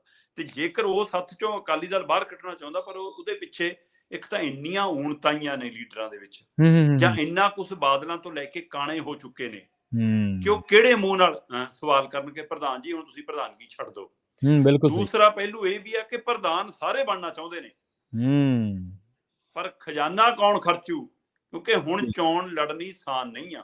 ਜਿਸ ਤੰਤਰ ਦਾ ਬੀਜੇਪੀ ਨੇ ਚੋਣ ਨੂੰ ਬਣਾ ਦਿੱਤਾ, ਜਿਸ ਮਤਲਬ ਪੈਮਾਨੇ ਤੇ ਉਹ ਲਿਆਏ ਨੇ, ਤੇ ਉਹਦੇ ਵਿੱਚ ਰਿਓੜੀਆਂ ਵੱਢਣ ਵਾਲਾ ਕੇਜਰੀਵਾਲ ਜਿਹੜੀਆਂ ਗਰੰਟੀਆਂ ਵਾਲਾ ਮਤਲਬ ਕਿ ਤੜਕਾ ਲਾਉਂਦਾ ਚੋਣਾਂ ਨੂੰ, ਉੱਥੇ ਹੁਣ ਅਕਾਲੀ ਦਲ ਦੇ ਲਈ ਉਹ ਕੋਰ ਖਜ਼ਾਨਾ ਕਿਹਦੇ ਕੋਲ ਹੋਊਗਾ? ਇਸ ਲਈ ਫਿਰ ਬਾਦਲਾਂ ਕਹਿੰਦੀ ਦੇਖਦੇ ਆ ਕਿ ਭਾਈ ਜਿਹਨੇ ਬਣਾਇਆ ਉਹੀ ਖਰਚੇ। ਆਹ ਵੀ ਇੱਕ ਕਾਰਨ ਹੈ ਬਾਦਲਾਂ ਨੂੰ ਪ੍ਰਧਾਨਗੀ ਰੱਖਣ। ਵੈਸੇ ਇੱਕ ਦਿਨ ਇਸ ਗੱਲ ਤੇ ਚਰਚਾ ਜ਼ਰੂਰ ਕਰਾਂਗੇ ਸ਼ਰਮਾ ਜੀ, ਦੇਸ਼ ਦੀ ਪੋਲਿਟਿਕਸ ਬਾਰੇ ਵੀ। ਜਿਹੜੇ ਨਿਤਿਸ਼ ਕੁਮਾਰ ਨੇ ਜਾਂ ਲਾਲੂ ਪ੍ਰਸਾਦ ਯਾਦਵ ਹੈ, ਆਰਜੇਡੀ ਵਾਲੇ ਜਾਂ ਜੇਡੀਯੂ ਵਾਲੇ, ਜਨਤਾ ਦਲ ਯੂਨਾਈਟਿਡ ਵਾਲੇ, ਜਾਂ TMC ਵਾਲੀ ਬੀਬੀ ਹੈ ਮਮਤਾ ਬੈਨਰਜੀ, ਸਟਾਲਨ ਹੋਣੀ ਹੈ, ਹੋਰ ਸੰਘੀ ਢਾਂਚੇ ਲਈ ਲੜਾਈ ਅਸੀਂ ਵਿੱਢੀ ਪੰਜਾਬ ਦੇ ਵਿੱਚੋਂ ਲੜਦੇ ਰਹੇ ਅਸੀਂ। ਪਰ ਜਦ ਕਿ ਹੋਂਦ ਜਿਹੜੀ ਆ ਅੱਜ ਜੇ ਨਿਤਿਸ਼ ਕੁਮਾਰ ਪਾਲਾ ਬਦਲ ਸਕਦਾ ਤੇ ਪਾਲਾ ਬਦਲਣ ਦੀ ਉਹਦੇ 'ਚ ਜ਼ਰੂਰਤ ਆ। ਜ਼ਰੂਰਤ ਆ। ਹਾਂ, ਹਾਂ, ਬਿਲਕੁਲ, ਬਿਲਕੁਲ। ਅੱਜ ਹਾਂ, ਅੱਜ ਤਾਮਿਲਨਾਡੂ ਵਾਲਾ, ਮਾਫ਼ ਕਰਨਾ ਜੇ ਮੈਂ ਗਲਤ ਹੋਇਆ ਤਾਂ, ਅੱਜ ਇੱਕ ਮੁੱਖ ਮੰਤਰੀ ਜੇ ਮੋਦੀ ਨੂੰ ਕਹਿੰਦਾ ਖੜ ਕੇ ਭਾਈ ਸਾਡੇ ਤੇ ਹਿੰਦੀ ਥੋਪੋ ਨਾ, ਤੇ ਉਹ ਜ਼ਰੂਰਤ ਵਾਲਾ ਹਾਂ, ਕੰਮ। ਜ਼ਰੂਰਤ ਵਾਲਾ ਕੰਮ ਆ। ਅੱਜ ਜੇ ਮਮਤਾ ਬੈਨਰਜੀ ਦਿੱਲੀ 'ਚ ਆ ਕੇ ਤੀਜੇ ਫਰੰਟ ਲਈ ਪੇਸ਼ਬੰਦੀਆਂ ਕਰ ਰਹੀ ਹੈ, ਤੇ ਜ਼ਰੂਰਤ ਵਾਲਾ ਕੰਮ ਹੈ। ਜ਼ਰੂਰਤ ਇਹ ਜ਼ਰੂਰਤ ਖੇਤਰੀ ਪਾਰਟੀਆਂ ਨੂੰ ਦਿਖਾਉਣੀ ਪੈਣੀ ਹੈ। ਇਹ ਖੇਤਰੀ ਪਾਰਟੀ ਬਿਲਕੁਲ। ਇਹ ਖੇਤਰੀ ਪਾਰਟੀ ਦਿਖਾਉਣੀ। ਹਾਂਜੀ, ਇਹ ਬਿਲਕੁਲ ਇਸ ਲਈ ਮੈਂ ਕਹਿੰਦਾ ਕਿ ਖੇਤਰੀ ਪਾਰਟੀ ਦਾ ਜਿਉਂਦੇ ਰਹਿਣਾ ਜ਼ਰੂਰੀ ਆ, ਜ਼ਰੂਰੀ ਹੈ। ਪਰ ਉਹ ਖੇਤਰੀ ਪਾਰਟੀ ਸੂਬੇ ਲਈ ਹੋਵੇ, ਲੀਡਰਾਂ ਲਈ ਨਹੀਂ। ਲੀਡਰਾਂ ਲਈ, ਜਾਂ ਘਰ ਦੀ ਨਾ ਹੋਵੇ, ਕਰਦੀ ਨਾ ਹੋਵੇ। ਘਰ ਦੀ ਨਾ ਹੋਵੇ, ਬਿਲਕੁਲ। ਸੋ ਆਪਾਂ ਇਹ ਤੇ ਚਰਚਾ ਕਿਸੇ ਦਿਨ ਜ਼ਰੂਰ ਕਰਾਂਗੇ ਇਸ ਪ੍ਰੋਗਰਾਮ ਦੇ ਵਿੱਚ, ਕੌਮੀ ਪੋਲਿਟਿਕਸ ਨੂੰ ਲੈ ਕੇ, ਖੇਤਰੀ ਪਾਰਟੀਆਂ ਦੇ ਆਧਾਰ ਨੂੰ ਲੈ ਕੇ। ਆਪਾਂ ਅਗਲੀ ਖਬਰ ਦੇ ਵੱਲ ਵਧੀਏ ਸ਼ਰਮਾ ਜੀ, ਤੇ ਗੱਲ ਕਰੀਏ ਹਿਮਾਚਲ ਦੀ ਤੇ ਮੋਦੀ ਸਾਹਿਬ ਦੀ। ਚੋਣਾਂ ਹਿਮਾਚਲ 'ਚ ਨੇ, ਮੋਦੀ ਸਾਹਿਬ ਬਿਆਸ ਡੇਰੇ 'ਚ ਨੇ। ਸ਼ਰਮਾ ਜੀ ਦੀ ਗੱਲ ਕੋਈ ਸਮਝ ਨਹੀਂ ਲੱਗੀ। ਇਹ ਚੋਣ ਪ੍ਰਚਾਰ ਹੈ ਪ੍ਰਵੀਨ ਜੀ। ਮੋਦੀ ਜੀ ਡੇਰਾ ਬਿਆਸ 'ਚ 5 ਤਰੀਕ ਨੂੰ ਚੋਣ ਪ੍ਰਚਾਰ ਕਰਨ ਵਾਲੇ ਨੇ। ਠੀਕ ਹੈ। ਕਿਉਂਕਿ ਨਰਿੰਦਰ ਮੋਦੀ ਜੀ ਜਾਣਦੇ ਨੇ ਕਿ ਕਦੋਂ ਕਿਹੜਾ ਰੂਪ ਧਾਰਨਾ, ਕਦੋਂ ਕਿਹੜਾ ਚੋਲਾ ਪਾਉਣਾ, ਠੀਕ ਹੈ, ਕਦੋਂ ਕਿਹੜੀ ਟੋਪੀ ਪਾਉਣੀ ਹੈ ਤੇ ਕਿਹੜੀ ਟੋਪੀ ਕਿਹਨੂੰ ਪਹਿਨਾਉਣੀ ਹੈ। ਸੋ ਇਸ ਲਈ ਜਿਹੜਾ ਇਹ ਸਿਆਸੀ ਡਰਾਮੇਬਾਜ਼ੀ ਹੈ, ਇਸ ਮੌਕੇ ਉਹਦੇ ਉਹ ਸਭ ਤੋਂ ਵੱਡੇ ਸੂਤਰਧਾਰ ਬਣੇ ਹੋਏ ਨੇ ਜੀ, ਕਿ ਉਹ ਮੈਂ ਹੀ ਪਰਦਾ ਖਿੱਚਣ ਵਾਲਾ ਤੇ ਮੈਂ ਹੀ ਮੁੱਖ ਰੋਲ ਦੇ ਵਿੱਚ ਤੇ ਮੈਂ ਹੀ ਪਰਦਾ ਬੰਦ ਕਰਨ ਵਾਲਾ। ਸੋ ਉਹਨਾਂ ਨੂੰ ਲੱਗਦਾ ਕਿ ਮੈਂ ਹੀ ਆ ਜੋ ਕੁਝ ਕਰਦਾ। ਉਹ ਜਿਹੜੀ ਮੈਂ ਹੈ ਉਹ ਉਹਨਾਂ ਨੂੰ ਡੇਰਾ ਮਤਲਬ ਬਿਆਸ ਲੈ ਕੇ ਆ ਰਹੀ ਹੈ ਤਾਂ ਕਿ ਹਿਮਾਚਲ ਦੀਆਂ ਵੋਟਾਂ ਬਾਇਆ ਡੇਰਾ ਹਾਸਲ ਕੀਤੀਆਂ ਜਾ ਸਕਣ। ਡੇਰਾ ਬਿਆਸ ਪ੍ਰਵੀਨ ਜੀ ਮਤਲਬ ਸਮਾਜਿਕ ਕੁਰੀਤੀਆਂ ਦੇ ਵਿੱਚ, ਕੁਰੀਤੀਆਂ ਨੂੰ ਦੂਰ ਕਰਨ ਦੇ ਵਿੱਚ ਅਹਿਮ ਯੋਗਦਾਨ ਨਿਭਾਉਂਦਾ ਰਿਹਾ। ਵਿਵਾਦਾਂ ਤੋਂ ਬਚਣ ਦੀ ਕੋਸ਼ਿਸ਼ ਕਰਦਾ, ਸਿੱਧੇ ਰੂਪ 'ਚ ਕਿਸੇ ਵਿਵਾਦਾਂ 'ਚ ਪੈਣ ਦੀ ਬਜਾਏ ਉਹ ਸਿਰਫ ਆਪਣੇ ਤੱਕ ਸੀਮਤ ਰਹਿਣ ਦੀ ਵੀ ਕੋਸ਼ਿਸ਼ ਕਰਦਾ। ਪਰ ਜਿਹੜਾ ਵੀ ਉਹਦੇ ਦਰ ਤੇ ਆਉਂਦਾ ਉਸ ਨੂੰ ਉਹ ਖੁਸ਼ ਕਰਕੇ ਤੋਰ ਦਿੰਦਾ। ਚਾਹੇ ਬਾਦਲ ਆ ਜਾਣ, ਚਾਹੇ ਕੈਪਟਨ ਆ ਜਾਵੇ, ਚਾਹੇ ਚੰਨੀ ਆ ਜਾਵੇ, ਚਾਹੇ ਮੋਦੀ ਆ ਜਾਵੇ, ਚਾਹੇ ਕੋਈ ਹੋਰ ਆ ਜਾਵੇ, ਚਾਹੇ ਆਪ ਚਲੇ ਜਾਣ। ਹੁਣ ਕੱਲ ਦਾਦੂਵਾਲ ਕੋਲ ਗਏ ਸੀ ਤਾਂ ਖੂਬ ਚਰਚਾ ਚੱਲੀ ਕਿ ਦਾਦੂਵਾਲ ਕੋਲ ਆ ਗਏ ਜੀ, ਉਹਦੇ ਪਿੰਡ ਆ ਗਏ ਜੀ, ਉਹਦੇ ਗੁਰੂ ਘਰ 'ਚ ਆ ਗਏ ਜੀ, ਉਹਨਾਂ ਮੁਲਾਕਾਤ ਕਰ ਲਈ ਜੀ ਉਹਨਾਂ ਨਾਲ। ਤੇ ਦਾਦੂਵਾਲ ਕਹਿੰਦੇ ਕਿ ਅਕਸਰ ਜਦੋਂ ਇਸ ਖੇਤਰ 'ਚ ਆਉਂਦੇ ਨੇ ਤਾਂ ਮੈਨੂੰ ਤੋਂ ਪਹਿਲਾਂ ਹੀ ਮਿਲ ਕੇ ਜਾਂਦੇ ਨੇ। ਤੇ ਇਸ ਲਈ ਕਹਿੰਦੇ ਕੋਈ ਨਵੀਂ ਗੱਲ ਨਹੀਂ। ਤੇ ਇਸੇ ਤਰ੍ਹਾਂ ਨਰਿੰਦਰ ਮੋਦੀ ਹੋਰੀ ਜਾਣਦੇ ਨੇ ਕਿ ਡੇਰਾ ਬਿਆਸ ਦਾ, ਡੇਰੇ ਬਿਆਸ ਨਾਲ ਜੁੜੀ ਸੰਗਤ ਜਿਹੜੀ ਹਿਮਾਚਲ ਤੋਂ ਵੀ ਵੱਡੀ ਤਾਦਾਦ 'ਚ। ਅੱਛਾ। ਤੇ ਇਸ ਲਈ ਇਹ ਖਾਸ ਕਰ ਪੰਜਾਬ ਨਾਲ ਲੱਗਦੀ ਬੈਲਟ ਦੇ ਖੇਤਰ 'ਚ ਡੇਰੇ ਬਿਆਸ ਦਾ ਹਿਮਾਚਲ 'ਚ ਵੀ ਚੰਗਾ ਪ੍ਰਭਾਵ ਹੈ। ਸੋ ਉਹਨਾਂ ਵੋਟਰਾਂ ਨੂੰ ਇਹ ਸੁਨੇਹਾ ਦੇਣ ਲਈ ਕਿ ਮੇਰੀ ਸ਼ਰਧਾ ਵੀ ਡੇਰਾ ਬਿਆਸ ਪ੍ਰਤੀ ਬਹੁਤ ਆ। ਸੋ 2-4 ਤੁਹਾਨੂੰ ਉਹੀ ਜਿਹੀਆਂ ਫੋਟੋਆਂ ਆਉਣਗੀਆਂ, ਜਦੋਂ ਦੇਖਿਓ ਤੁਸੀਂ ਆਉਣਗੇ 5 ਤਰੀਕ ਨੂੰ ਤਾਂ ਸ਼ਾਮ ਤੱਕ ਉਹ ਮੀਡੀਆ 'ਚ ਨਸਰ ਹੋਣਗੀਆਂ। ਉਹ ਫੋਟੋਆਂ ਚੋਣ ਪ੍ਰਚਾਰ ਦਾ ਪਹਿਲੂ ਹੋਣਗੀਆਂ, ਕਿਉਂਕਿ ਬੀਜੇਪੀ ਕੀ ਕਹਿ ਰਹੀ ਹੈ ਕਿ ਇਹ ਤਾਂ ਜੀ ਪ੍ਰਧਾਨ ਮੰਤਰੀ ਦਾ ਡੇਰਾ ਬਿਆਸ ਆਉਣਾ ਨਿੱਜੀ ਦੌਰਾ ਹੈ। ਅੱਛਾ, ਠੀਕ ਹੈ। ਆਦਮਪੁਰ ਆਉਣਗੇ, ਆਦਮਪੁਰ ਮਤਲਬ ਜਹਾਜ਼ ਰਾਹੀਂ ਉੱਥੇ ਉਤਰਨਗੇ ਤੇ ਉੱਥੋਂ ਫਿਰ ਹੈਲੀਕਾਪਟਰ ਲੈ ਕੇ ਉੱਥੇ ਆ ਜਾਣਗੇ, ਡੇਰਾ ਬਿਆਸ ਆ ਜਾਣਗੇ। ਡੇਰਾ ਬਿਆਸ ਸਮਾਂ ਗੁਜ਼ਾਰਨ ਤੋਂ ਬਾਅਦ ਸਿੱਧਾ ਫਿਰ ਉੱਥੋਂ ਚੋਣ ਪ੍ਰਚਾਰ ਤੇ ਜਾਣਾ ਜੀ। ਉੱਥੋਂ ਨਿਕਲ ਕੇ ਹਿਮਾਚਲ ਹੀ ਜਾਣਾ ਉਹਨਾਂ ਨੇ। 2-3 ਥਾਵਾਂ ਦੇ ਉੱਤੇ, ਸੁੰਦਰ ਨਗਰ, ਮੰਡੀ, ਸੋਲਨ, ਇਹਨਾਂ ਥਾਵਾਂ ਤੇ ਰੈਲੀਆਂ ਰੱਖੀਆਂ ਉਸੇ ਦਿਨ। ਸਵੇਰੇ 10 ਵਜੇ ਆਉਣਾ ਸਿੱਧਾ ਇੱਥੇ ਜੀ, ਤੇ 10 ਵਜੇ ਤੋਂ ਬਾਅਦ ਫਿਰ 3 ਥਾਂ, ਸੁੰਦਰ ਨਗਰ, ਸੋਲਨ, ਮੰਡੀ, ਇਸ ਖੇਤਰ ਦੇ ਵਿੱਚ ਚੋਣ ਰੈਲੀ ਕਰਕੇ, ਮੀਟਿੰਗਾਂ ਕਰਕੇ। ਸੋ ਉਹ ਸੁਨੇਹਾ, ਉਹ ਇਹ ਸ਼ਡਿਊਲ ਇਸ ਹਿਸਾਬ ਨਾਲ ਬਣਾਇਆ। ਸੋ ਇਸ ਲਈ ਮੋਦੀ ਜੀ ਚੋਣ ਪ੍ਰਚਾਰ ਕਰਨ ਲਈ ਡੇਰਾ ਬਿਆਸ ਆ ਰਹੇ ਨੇ, ਹਿਮਾਚਲ ਦੀਆਂ ਵੋਟਾਂ ਮੰਗਣ ਲਈ। ਜੀ, ਅਗਲੀ ਖਬਰ ਦੇ ਵੱਲ ਵਧੀਏ ਸ਼ਰਮਾ ਜੀ। ਮੋਦੀ ਸਾਹਿਬ ਦੇ ਚੋਣ ਪ੍ਰਚਾਰ ਤੋਂ ਹਟ ਕੇ ਗੱਲ ਕਰੀਏ ਤੇ ਗੱਲ ਕਰੀਏ ਮੋਦੀ ਸਰਕਾਰ ਦੀ। ਕੋਈ ਕਹਿੰਦੇ ਆਪਾਂ ਅਕਸਰ ਹੀ ਚਰਚਾ ਕਰਦੇ ਰਹਿੰਦੇ ਹਾਂ ਕਿ ਕਾਰਪੋਰੇਟਾਂ ਦਾ ਫਿਕਰ ਜ਼ਿਆਦਾ ਕਰਦੀ ਹੈ ਮੋਦੀ ਸਰਕਾਰ। ਹੁਣ ਇੱਕ ਖਬਰ ਵੀ ਆ ਰਹੀ ਹੈ, ਉਹਦੀ ਸੁਰਖੀ ਜਿਹੜੀ ਉਹ ਇਹ ਗੱਲ ਕਹਿ ਰਹੀ ਹੈ ਵੀ ਲੋਕਾਂ ਦਾ ਨਹੀਂ, ਕਾਰਪੋਰੇਟਾਂ ਦਾ ਫਿਕਰ ਕਰਦੀ ਹੈ ਮੋਦੀ ਸਰਕਾਰ, ਤੇ ਫਿਕਰ ਵੀ ਖਾਸਾ ਕਰਦੀ ਹੈ, ਵਾਹ ਜਿਹਨੂੰ ਆਪਾਂ ਕਹਿ ਦਿੰਦੇ ਹਾਂ। ਬਿਲਕੁਲ ਪ੍ਰਵੀਨ ਜੀ, ਪਿਛਲੇ ਦਿਨਾਂ ਦੇ ਵਿੱਚ ਪੈਟਰੋਲ ਡੀਜ਼ਲ ਦੇ ਕੱਚੇ ਤੇਲ ਦੀ ਜਿਹੜੀ ਕੀਮਤ ਆ ਉਹ 'ਚ ਗਿਰਾਵਟ ਆਈ ਜੀ, ਤੇ ਉਮੀਦ ਸੀ ਕਿ ਇਹਦੇ ਨਾਲ ਲੋਕਾਂ ਨੂੰ ਵੱਡੀ ਰਾਹਤ ਮਿਲੇਗੀ। ਪਰ ਉਹ ਰੇਟ ਨਹੀਂ ਘਟਿਆ। ਤੇ ਜਦੋਂ ਰੇਟ ਨਹੀਂ ਘਟਿਆ ਤਾਂ ਇੱਕ ਸਮਾਗਮ ਦੇ ਵਿੱਚ ਹਰਦੀਪ ਪੁਰੀ ਜੀ ਨਾਲ ਆਮੋ ਸਾਹਮਣਾ ਹੋ ਗਿਆ ਸਾਡੇ ਕੁਝ ਪੱਤਰਕਾਰਾਂ ਦਾ। ਉਹਨਾਂ ਨੇ ਸਵਾਲ ਕਰ ਲਿਆ ਪੁਰੀ ਸਾਹਿਬ ਨੂੰ ਕਿ ਪੁਰੀ ਸਾਹਿਬ ਕਿ ਪੈਟਰੋਲ ਡੀਜ਼ਲ ਦੀਆਂ ਕੀਮਤਾਂ ਕਦੋਂ ਘਟ ਰਹੀਆਂ ਨੇ। ਉਹ ਕਹਿੰਦਾ ਕਿ ਨਹੀਂ, ਕੰਪਨੀਆਂ ਨੂੰ, ਪੈਟਰੋਲ ਡੀਜ਼ਲ ਦੀਆਂ ਕੰਪਨੀਆਂ ਨੂੰ ਬਹੁਤ ਘਾਟਾ ਪੈ ਰਿਹਾ, ਬਹੁਤ ਨੁਕਸਾਨ 'ਚ ਨੇ, ਇਸ ਲਈ ਅਸੀਂ ਕੀਮਤਾਂ ਨਹੀਂ ਘਟਾ ਸਕਦੇ। ਠੀਕ ਹੈ। ਤੋ ਇਹ ਭਾਰਤ ਦੇ ਮੰਤਰੀ ਨੇ ਜਿਨ੍ਹਾਂ ਨੂੰ ਲੋਕਾਂ ਦੇ ਕੰਮਾਂ ਲਈ, ਲੋਕ ਸੇਵਾ ਲਈ, ਲੋਕਾਂ ਦੇ ਹੱਕਾਂ ਦੇ ਉੱਤੇ ਪਹਿਰਾ ਦੇਣ ਲਈ ਚੁਣਿਆ ਚੁਣਿਆ ਤੇ ਗਿਆ। ਉਹਨਾਂ ਨੂੰ ਫਿਕਰ ਇਹਨਾਂ ਕਾਰਪੋਰੇਟ ਕੰਪਨੀਆਂ ਦਾ। ਹੂੰ ਜਦੋਂ ਮਤਲਬ ਪੰਜਾਬ ਦੇ ਅੰਦਰ, ਹਰਿਆਣਾ ਦੇ ਅੰਦਰ ਅਵਾਨੀ ਅਡਾਨੀਆਂ ਦੇ ਪੰਪ ਬੰਦ ਸੀ ਜੀ 3 ਖੇਤੀ ਕਾਨੂੰਨਾਂ ਦੇ ਸਮੇਂ, ਹਾਂਜੀ ਤਦ ਲੋਕ ਕਹਿੰਦੇ ਸੀ ਕਿ ਬਾਈ ਇਹਨਾਂ ਦੇ ਪੰਪਾਂ ਤੋਂ ਤੇਲ ਨਹੀਂ ਪਾਉਣਾ, ਆਪਾਂ ਦੂਜੇ ਪੰਪਾਂ ਤੋਂ ਪਾਉਣਾ, ਉਹ ਇੰਡੀਅਨ ਆਇਲ ਦਾ ਹੋਵੇ, ਹਨਾ, ਉਹ ਭਾਰਤ ਵਾਲਾ ਹੋਵੇ, ਕੋਈ ਹੋਰ ਹੋਵੇ, HP ਦਾ ਹੋਵੇ, ਕਿਸੇ ਦਾ ਹੋਵੇ। ਤੇ ਹਾਂ ਉਸ ਸਮੇਂ ਜਿਹੜੇ ਅਵਾਨੀ ਅਡਾਨੀਆਂ ਦੀ ਜਿਨ੍ਹਾਂ ਨੇ ਪੰਪ ਲਏ ਹੋਏ ਸੀ, ਚਾਹੇ ਉਹ ਕੰਟਰੈਕਟ ਤੇ ਲਏ ਸੀ ਜਾਂ ਸਿੱਧੇ ਸੀ ਉਹਨਾਂ ਦੇ ਬੰਦੇ ਹੱਸਦੇ ਹੁੰਦੇ ਸੀ, ਕਹਿੰਦੇ ਬਾਈ ਜਿਹੜੇ ਮਰਜ਼ੀ ਪੰਪ ਤੋਂ ਤੇਲ ਪਵਾ ਲਓ, ਤੇਲ ਤਾਂ ਅਵਾਨੀ ਅਡਾਨੀ ਦਾ ਹੀ ਆ। ਸਹੀ ਹੈ, ਬਿਲਕੁਲ ਸਹੀ ਹੈ। ਸੋ ਕਿਉਂਕਿ ਕੱਚਾ ਤੇਲ ਉਹ ਲੈ ਰਿਹਾ, ਕੱਚਾ ਤੇਲ ਨੂੰ ਅੱਗੇ ਪੈਟਰੋਲ ਡੀਜ਼ਲ ਦੇ ਰੂਪ ਦੇ ਵਿੱਚ ਪੰਪਾਂ ਨੂੰ, ਕੰਪਨੀਆਂ ਨੂੰ ਉਹ ਸਪਲਾਈ ਕਰਦਾ, ਤਾਂ ਜਿੰਨਾ ਮਰਜ਼ੀ ਲਓ, ਪੈਸੇ ਤਾਂ ਉਹਦੀ ਜੇਬ 'ਚ ਜਾਣੇ ਨੇ ਜੀ। ਸੋ ਉਹੀ ਫਿਕਰ ਹੁਣ ਹਰਦੀਪ ਪੁਰੀ ਜੀ ਨੂੰ ਹੈ। ਬੇਸ਼ੱਕ 7 ਮਹੀਨਿਆਂ ਤੋਂ ਰੇਟ ਇੱਕੋ ਥਾਂ ਖੜਾ ਹੈ, ਇਹ ਇੱਕ ਮਤਲਬ ਕਿ ਥੋੜੀ ਜੀ ਰਾਹਤ ਲੱਗਦੀ, ਜਦੋਂ ਕਿ ਪਿਛਲੇ ਦਿਨਾਂ 'ਚ ਇੱਕ ਦੌਰ ਇਹ ਵੀ ਆਇਆ ਸੀ ਕਿ 5 ਤੋਂ 10 ਰੁਪਏ ਘਟਣ ਦੀ ਉਮੀਦ ਜਾਗ ਗਈ ਸੀ। ਇਹਨਾਂ 7 ਮਹੀਨੇ, 7 ਅਪ੍ਰੈਲ ਤੋਂ ਰੇਟ ਇੱਕ ਥਾਂ ਖੜੇ ਨੇ ਤੇ 7 ਨਵੰਬਰ ਨੂੰ ਸਮਝ ਲਓ 7 ਮਹੀਨੇ ਪੂਰੇ ਹੋ ਜਾਣੇ। ਸੋ 7 ਮਹੀਨਿਆਂ ਤੋਂ ਰੇਟ ਸਥਿਰ ਨੇ। ਪਰ ਪ੍ਰਵੀਨ ਜੀ, ਜਿਸ ਕਦਰ ਕੱਚੇ ਤੇਲ ਦੀ ਕੀਮਤ 'ਚ ਕਮੀ ਆਈ, ਉਸ ਤੋਂ ਅੰਦਾਜ਼ਾ ਸੀਗਾ ਕਿ 3 ਤੋਂ ਲੈ ਕੇ 5 ਰੁਪਏ ਤੱਕ ਪੈਟਰੋਲ ਡੀਜ਼ਲ ਦੀਆਂ ਕੀਮਤਾਂ ਘਟਣੀਆਂ ਚਾਹੀਦੀਆਂ ਨੇ। ਤੇ ਹਰਦੀਪ ਪੁਰੀ ਜੀ ਕੀ ਕਹਿੰਦੇ ਨੇ ਕਿ ਜਿਹੜਾ ਪੈਟਰੋਲ ਵਾਲਾ ਉਹ ਤਾਂ ਲਗਭਗ ਬਰਾਬਰੀ ਤੇ ਆ ਗਿਆ, ਕੰਪਨੀਆਂ ਦਾ ਨੁਕਸਾਨ, ਪਰ ਹਲੇ ਡੀਜ਼ਲ ਵਾਲਾ ਨੁਕਸਾਨ ਬਹੁਤ ਹੋ ਰਿਹਾ, ਤੇ ਇਸ ਲਈ ਅਸੀਂ ਕਮੀ ਨਹੀਂ ਕਰ ਸਕਦੇ। ਪ੍ਰਵੀਨ ਜੀ, ਡੀਜ਼ਲ ਜਿਹੜਾ ਕਿਸਾਨ ਵਰਤਦਾ ਹੈ, ਟਰੈਕਟਰ ਲਈ ਵਰਤਿਆ ਜਾਵੇ, ਇੰਜਨ ਲਈ ਵਰਤਿਆ ਜਾਵੇ, ਕਿਸੇ ਪੰਪ ਲਈ ਵਰਤਿਆ ਜਾਵੇ, ਉਹਦਾ ਰੇਟ ਵੀ ਉਹੀ ਹੈ। ਤੇ ਜਿਹੜਾ 40 ਲੱਖ ਦੀ, 1 ਕਰੋੜ ਦੀ, 20 ਲੱਖ ਦੀ, 25 ਲੱਖ ਦੀ ਗੱਡੀ 'ਚ ਪਵੇ, ਉਹਦਾ ਰੇਟ ਵੀ ਉਹੀ ਹੈ, ਉਹਦਾ ਵੀ ਉਹੀ ਹੈ। ਸੋ ਘੱਟੋ ਘੱਟ ਕਿਸਾਨਾਂ ਲਈ ਤਾਂ ਮਤਲਬ ਕਿ ਉਹ ਕਾਰੋਬਾਰ ਨਹੀਂ ਨਾ ਕਰ ਰਿਹਾ ਕਿਸਾਨ। ਤੁਸੀਂ ਉਹਨੂੰ MRP ਤੇ ਤਾਂ ਨਹੀਂ ਚੀਜ਼ ਖਰੀਦਦੇ ਨਾ ਉਹਦੀ, ਜੀ ਤਾਂ MSP ਵੀ ਨਹੀਂ ਦਿੰਦੇ ਉਹਨੂੰ ਤਾਂ।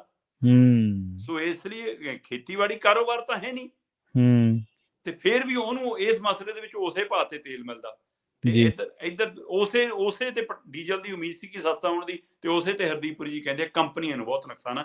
ਸੋ ਸਰਕਾਰ ਕਿਹਨਾਂ ਦੀ ਆ? ਹਰਦੀਪ ਪੁਰੀ ਜੀ ਦੀ ਇਸ ਲਾਈਨ ਨੇ ਦੱਸਤਾ ਕਿ ਸਰਕਾਰ ਕੰਪਨੀਆਂ ਦੀ ਆ। ਬਿਲਕੁਲ।